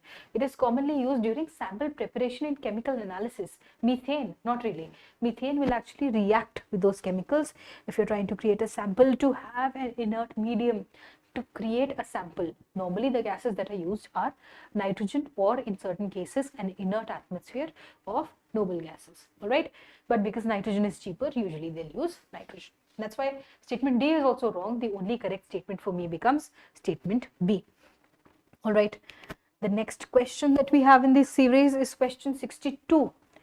Which of the following factors are responsible for the formation of deserts in the western margins of countries of the continents in the subtropical regions? So, if I have a continent, why is there a desert in the western margin is the question, all right, in the subtropical region, right, subtropical region. Now, the region lies in the offshore area of the trade wind belt, right, trade winds this direction, right. So, western margin, right, western margin will be offshore, western margin will be offshore, right. This wind will not interact, that's why there will be desert created, yes, because trade winds will bring in moisture, they will bring in rain, and the absence of these interaction with trade winds will create a desert. Are you getting me? That's why 1 is correct. Then there is a presence of anticyclonic conditions in this region. That is also true. Subtropical areas 20 to 30 degrees western margin, there is high pressure, which means that the wind is going to create a lot of pressure. So that's why low rainfall. All right. That's why a desert. The region has a presence of warm oceanic currents. Warm oceanic currents actually bring in rainfall. The truth is that these regions have cold currents, which is why there is a creation of desert. So 3 is a wrong statement for me. It has a strong flow of upper air circulation in the region. Quite opposite. See, if there was a strong upper flow circulation, there will be more rain, right? So what is there? There is the absence of these circulations, which is because of which there is lesser rain, and only 1 and 2 were correct, and my answer becomes A, 1 and 2 only. For this type of question, again, this is a topic, this is a phenomenon that is quite important in studying your static geography. So again, what it brings me to is we have to study our statics very, very carefully. All right. Now, question 63. With reference to ocean thermal energy conversion, consider the following statements. Unlike wind energy, it cannot be used to generate electricity during night time. Wait, wind energy is quite intermittent because dependent upon wind speed, but ocean thermal is actually the temperature of deep ocean with surface ocean, if that's the sort of thing, right? Looking at the temperature differential in the water, and water temperature differentials are quite stable. It is not really diurnal, right? It does not vary that much. It's quite stable. That's why 1 is incorrect. An advantage of ocean thermal is that it converts more than 90% of the extracted thermal energy into electricity. 90% is a very high number. So whenever you are reading such statements, be careful about such extreme numbers. So the maximum theoretical possibility in ocean thermal is around 60%, but the efficiency that we were able to achieve is only around 10%. So that's why statement 2 is also wrong. the temperate latitudes are the best location for setting up an OTAC plant. Not really, it is actually the tropical latitudes, right? Because we need at least 20 degrees Celsius temperature difference to create OTC, right? So therefore, not true, and we are looking for incorrect statements. Therefore, my answer becomes D, all three. All right. So here I have to look at the question tag also carefully. All right. Learning from this question is that all of my renewables are very, very important now, right? I have to study the concept, I have to study the percentages, right, the locations, and what the installed capacity is there in India, right? All of those things we need to study properly. All right. Question 63, the correct answer therefore was D. Question 67. This question is an example on how one particular fact can become the hinge, it can become the focus of the entire question. Here, with regard to the influence of the Arakan Hills on the Indian monsoon, which of the following statement is correct? Now, if you did not know what the Arakan Hills are, then this question becomes very, very difficult for me. Are you getting it? The Arakan Yoma Hills here,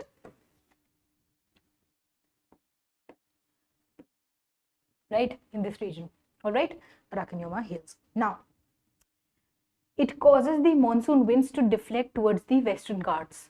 It does cause the monsoon winds to deflect, but not towards the Western Ghats, towards the eastern side, right? It is the eastern branch and not the western side.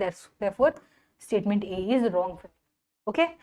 It causes the monsoon winds to enter West Bengal and Bangladesh from the south and the southeast. Yes, winds will hit here and get moved because of their orientation. That's why B is correct.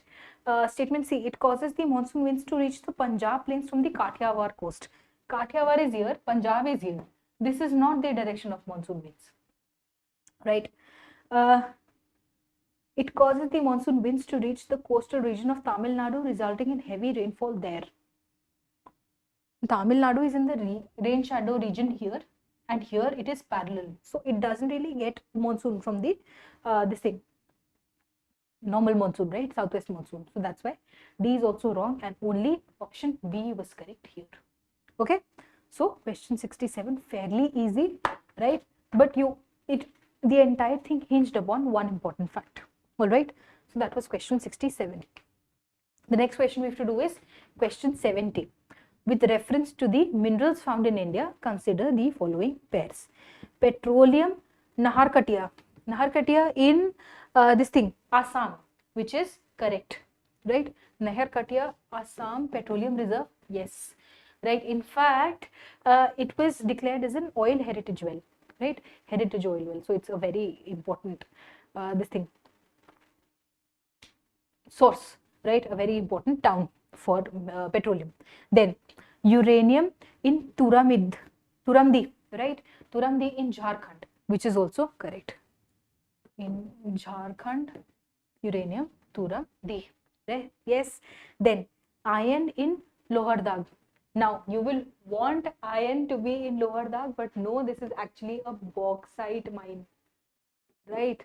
So you have to be careful. Sometimes you will ask you questions as a trap, right? That you'll think of Lohardag and you'll hope that it will have Loha in it, right? But that's not true. This mine in Jharkhand is actually famous for bauxite. All right. Shimoga for diamond. No, Shimoga is actually a manganese mine, right?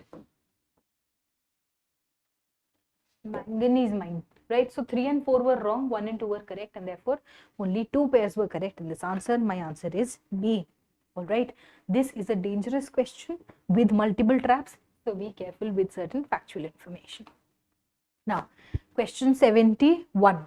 With reference to the ecosystem and biodiversity, which of the following statements correctly describe the term standing state? All right. So what is standing state? It refers to the total amount of biomass present in an ecosystem. That is called standing crop.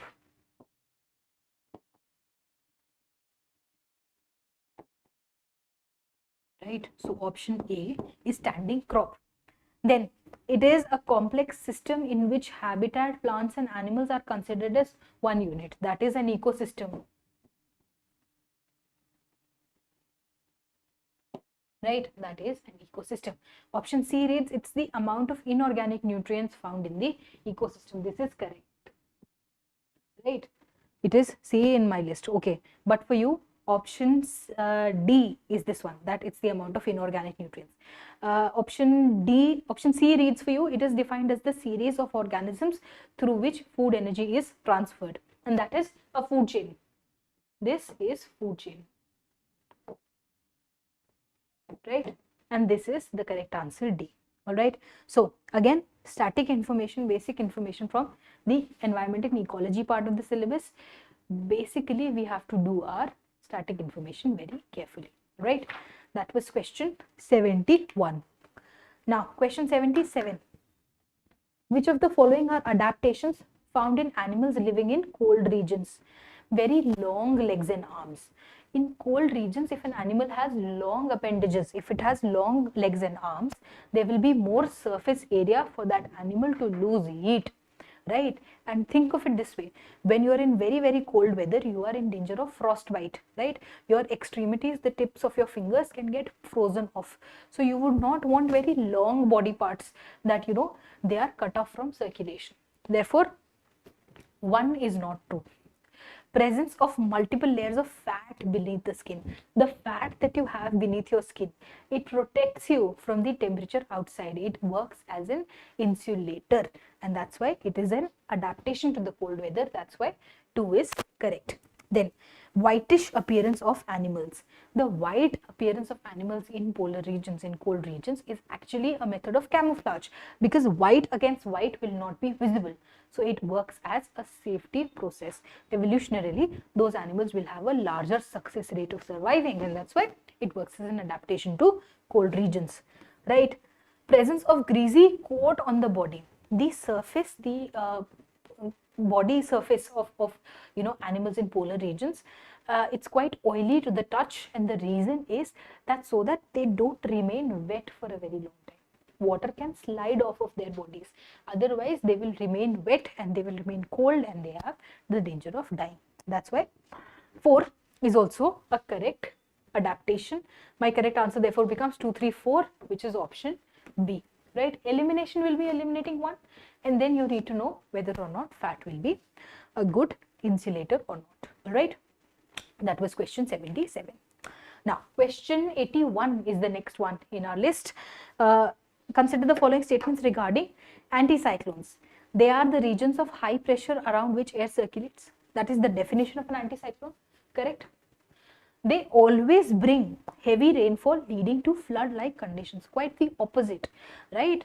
High pressure anticyclones, they take rainfall away, stable conditions actually, right? So therefore, not true.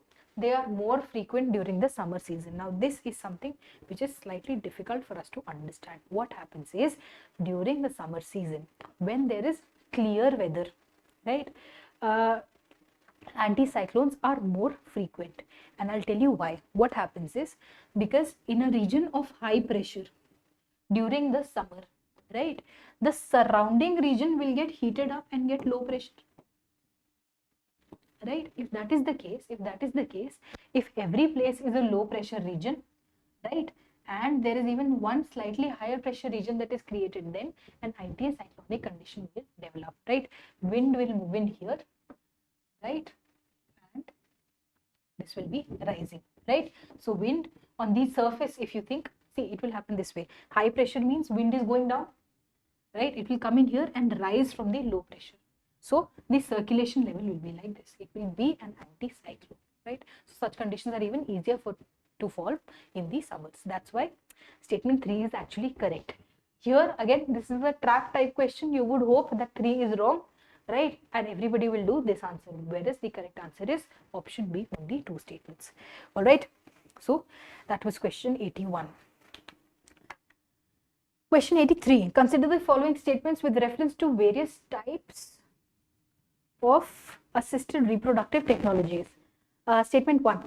In vitro fertilization is a method of assisted reproduction in which the women's eggs and the men's sperm are fertilized inside of the body. No, that is in vivo.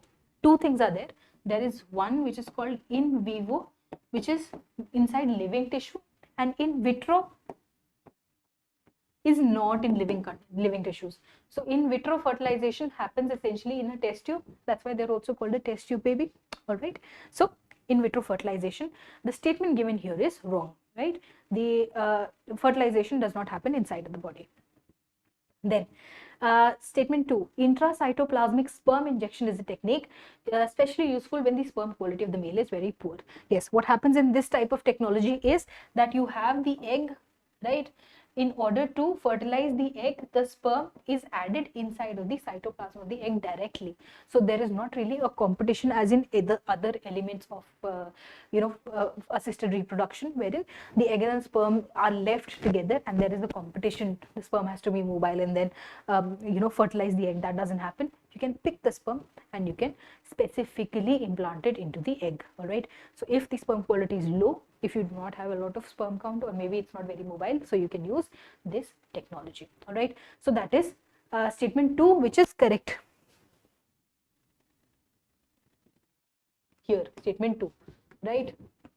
Then statement 3 is pre-implantation genetic testing is a prenatal genetic diagnosis where abnormal embryos are identified and only genetically normal embryos are used for implantation. Pre-implantation genetic testing. Before the implantation of the embryo, it is tested genetically for any abnormalities, because these assisted reproductive technologies are quite more prone to having genetic imbalances, right? So pre-implantation testing is important in these technologies. For the benefit of this question, I know that 1 was wrong, 2 and 3 were correct, and therefore my answer becomes B, 2 and 3 only. All right. Now, the next question is question 86 with reference to CAR T therapy, right? Chimeric antigen receptor cells therapy. Consider the following statements. Statement 1. It involves the injection of T cells taken from the patient's own blood after genetically modifying it. That's true. T cells are taken out, right? The receptors are translated and everything, and then more T cells are injected into you. That's the essence of the therapy, and that is the process which statement 1 is defining. So that's correct. It has a short duration of treatment as only a single infusion is administered. That's true. The T cells are created, they're injected into you, and it doesn't really, it's not a very long treatment process, especially because it's for cancer, right? The other options are quite long term, they're quite disruptive, and this is comparatively easier. It can be used for treating blood cancer, yes, because it uses the body's immune system to fight the cancer cells, and blood cancer is actually more difficult to treat normally because it is more diffuse around your body, right? So this type of treatment works well for it. There are no side effects involved in this treatment. That's not true. Side effects in cancer treatment are there. There is neurotoxicity, there is anaphylaxis, there is tumor effects, there is different syndromes that are associated. So it's not without ill effects, but it is still quite a strong form of fighting with cancer. So statement 4 is wrong here. 1, 2, 3 are correct. CAR cell therapy, it's a form of immunotherapy, and it forms the 4th pillar of treatment of cancers. Surgery, chemotherapy, radiation, and now we have immunotherapy. So 4 pillars of treating cancer. You have to know the different methodologies. All right. So that was question 86. So question 87, in the context of Ramsar sites in India. So Ramsar sites, you have to know the earlier ones, right, the famous ones, and you have to know the recent ones. That is the base requirement, and then try and memorize as many famous ones as you can, right, from each state. So the sites that we've given you here, Pallikaranai Marsh Reserve Forest in Tamil Nadu, which is correct, right, true. Then Pichavaran Mangrove in Gujarat. It's not in Gujarat, it's again in Tamil Nadu. So 2 is wrong for me. Sakhya Sagar. Sakhya Sagar is in Madhya Pradesh. That is correct. Pala wetlands in Mizoram. That's also correct. So 1, 3 and 4 were correct, and by matching that only 3 pairs were correct, right? Again, we've given you a list of these Ramsar sites in your solutions. You can read them from there. I would want you to memorize. And I'll tell you one more trick of how to memorize these things. Again, use your map skills. Divide the country into zones, right? North zone, south zone, west zone, east zone, central zone, and then go state wise, right? Because see, in the UPSC examination, even if you do not have the exact state, for example, Pichavaram mangrove, right? Even if you don't know whether it is Tamil Nadu or whether it is Karnataka or whether it is Kerala, but you have to be sure that it's not Gujarat for sure, different zone altogether. Right? So when you're studying these names, when you're trying to memorize these things in the same region, at least the names will also be somewhat familiar. They will be similar in that region, and that information can also help you recall these things. All right. So that was question 87. Question 88. With reference to water reservoirs in India and the rivers on which they are located, consider the following pairs. The Dudhwar water reservoir on Ram Ganga, no, it's on Mahanadi, all right, in Chhattisgarh. Then one is therefore wrong. Then Utkai in Narmada, again no, Utkai is in Tapi, right? Maharana Pratap Sagar on Beas, that's correct. Rengali in Brahmani, that's also correct. So 3 and 4 for me are correct. 1 and 2 are wrong. Therefore, 2 pairs only, and you have to know. Again, these are quite famous reservoirs, so you should know. All right, the things that are important in each state, I would want you to memorize. This is the time to memorize these things. Question 89. Consider the following statements regarding the National Board for Wildlife. It's a statutory body, correct, under the Biological Diversity Act. No, under WPA 1972, under the Wildlife Protection Act of 1972, because it is the Board for Wildlife, not under Biodiversity Act. All right. Then Union Ministry of Minister for Environment, Forest and Climate Change is the ex officio chairperson of the board. No, it is the Prime Minister who chairs this board. It's a very important statutory commission. It's not the minister, it is the PM here.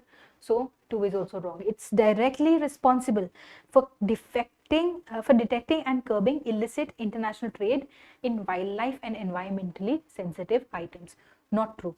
A central body is not responsible for everything that happens in the country, right? It is the state bodies that do this. The central body maintains surveillance, it maintains direction over them. All right, so 3 is also wrong, and the correct answer for this question therefore becomes none of the above, right? The correct answer for 89 is D, none of the above. That means that sometimes none of the above can also be the answer, and you have to be very careful here.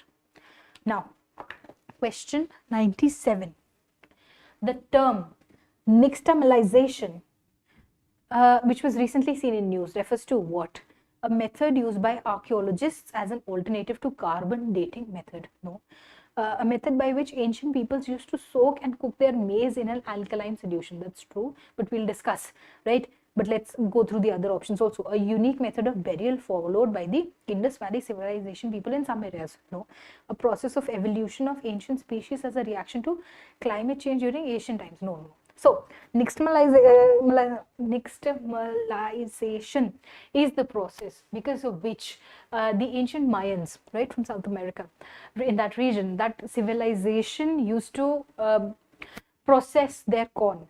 So, we do know that corn is or maize in that culture, that grain is created, it has its genesis from that land, from the land of Americas, and there was this special agricultural revolution that happened, right? There was a development of agricultural technology that happened, in which those people were growing, they figured out, they discovered that if you grow corn and beans and squash, right, together, then agricultural productivity is very high. And that essentially is a method of fertilizing the soil by multicropping, right? These 3 crops together, they use and fertilize the soil in a symbiotic sort of way, right? Legumes, they do nitrogen fixation, it's used by a different crop and so on. So that's why agricultural productivity was very high. Again, that is the source of maize in the world, and that culture therein, they had found a method of processing that corn and that corn meal into flour and then being able to made into doughs. And there is a similarity in the Indian culture and this original American culture, Native American culture, wherein we use a lot of rotis. The bread that is made is round circles. We call them rotis or chapatis, and they call it tortillas. We make it out of grains. Our grains are wheat, and they'll make it out of corn. So their flour that was processed, they used this method of nixtamalization. Right, now we call it nixtamalization, of course you would call it something else. All right, so that's the story behind this discovery. question 97, the correct answer was B. Question 98. Consider the following statements with reference to genetically modified crops in India. The clearance of GEAC, Genetic Engineering Appraisal Committee, is mandatory for the environmental release of genetically modified crops in India. That's true. The GEAC has to approve what genetically modified crops can be grown in India. All right. Then BT cotton and BT brinjal are the only genetically modified crops approved for commercial cultivation. No. BT cotton, okay, but not BT brinjal. In fact, we are talking about GM mustard now, which has recently got its approval, right? BT brinjal never got its approval. So 2 is wrong. All the imported food crop in India must be completely free of GM organisms. That's not true. There's a list that FSSAI has given, and I think there's some 24 items, 24 crops that have to be, no genetic modification. Other than that, it's allowed, right? So the tolerance limit for accidental presence also is given, right? Around 1% is allowed. So FSSAI has different rules. It's not a mandatory stopping of all GMO crops, because a lot of countries, they are producing a lot of GMO products, especially for things like edible oil, all right? They do have a lot of GM, genetically modified sources. So the correct answer for question 98 becomes option A, 1 only. All right. Now, question 99. Consider the following statements with reference to the International Liquid Mirror Telescope. It has been recently set up in the Indian Astronomical Observatory in Ladakh. No, it's actually in Devsthal, observatory campus at the Aryabhat Research Institute of Observational Sciences. There in Uttarakhand, we have this liquid mirror telescope. So that's where it is. It's not in Ladakh, right? So no, being a stationary telescope, it cannot be used for astronomical researches. So if it cannot be used for astronomical researches, what else would a telescope do, right? So again, I want you to use your common sense here. Option 2 is wrong. Compared to conventional telescopes, it can observe a wider range of celestial objects. Yes. So what happens is that a normal focused telescope is like this, right? This is what you think of when I'm making a telescope, right? And you can observe one celestial body there, right? But a liquid mirror telescope actually reads around a sliver, right? An entire area, an entire segment of the observable sky. So you have multiple celestial objects that can be focused at the same time. So it can have a wider range of celestial objects. That's true. Statement 3 was correct. So statement 3 is the only one that is correct here. Yes. So that was question 99. The correct answer is D. Question 100. The last question here. Consider the following statements with reference to the red sanders. It is endemic to the distinct tract of forests in the western Ghats of Karnataka. No, the eastern Ghats of Andhra Pradesh, right? So, no. Whether this information is coming from a movie or whether you've memorized your GI tags, right? You have to know about red sanders. Then it is listed as endangered in the IUCN Red List. Yes, it is a very important tree. It is a very important forest because of which it is endangered. It is used in the manufacturing of cosmetics as well as medicinal products. Yes, it's sandalwood, it's sandal fragrance, it's so small, it's so strong. And the core of the wood, right, the sandalwood has an actual hard core. If this is the sandalwood tree, there is this core in the middle which actually has the aromatic oil. For red sanders, it's very hard, it's very large, and it's also more full of oil. So that's why it's more valued in the international markets. All right. So its production is it's regulated by the government. It's a very guarded affair, but it's also one of the most coveted products worldwide. So that is red sanders for you. The correct statements therefore are 2 and 3, and the correct answer is option B. All right. So that brings us to the end of this test and its discussion. What I want you to take away from these tests is not only the information but also the strategy, it's also the tricks, it's also this way of solving these questions.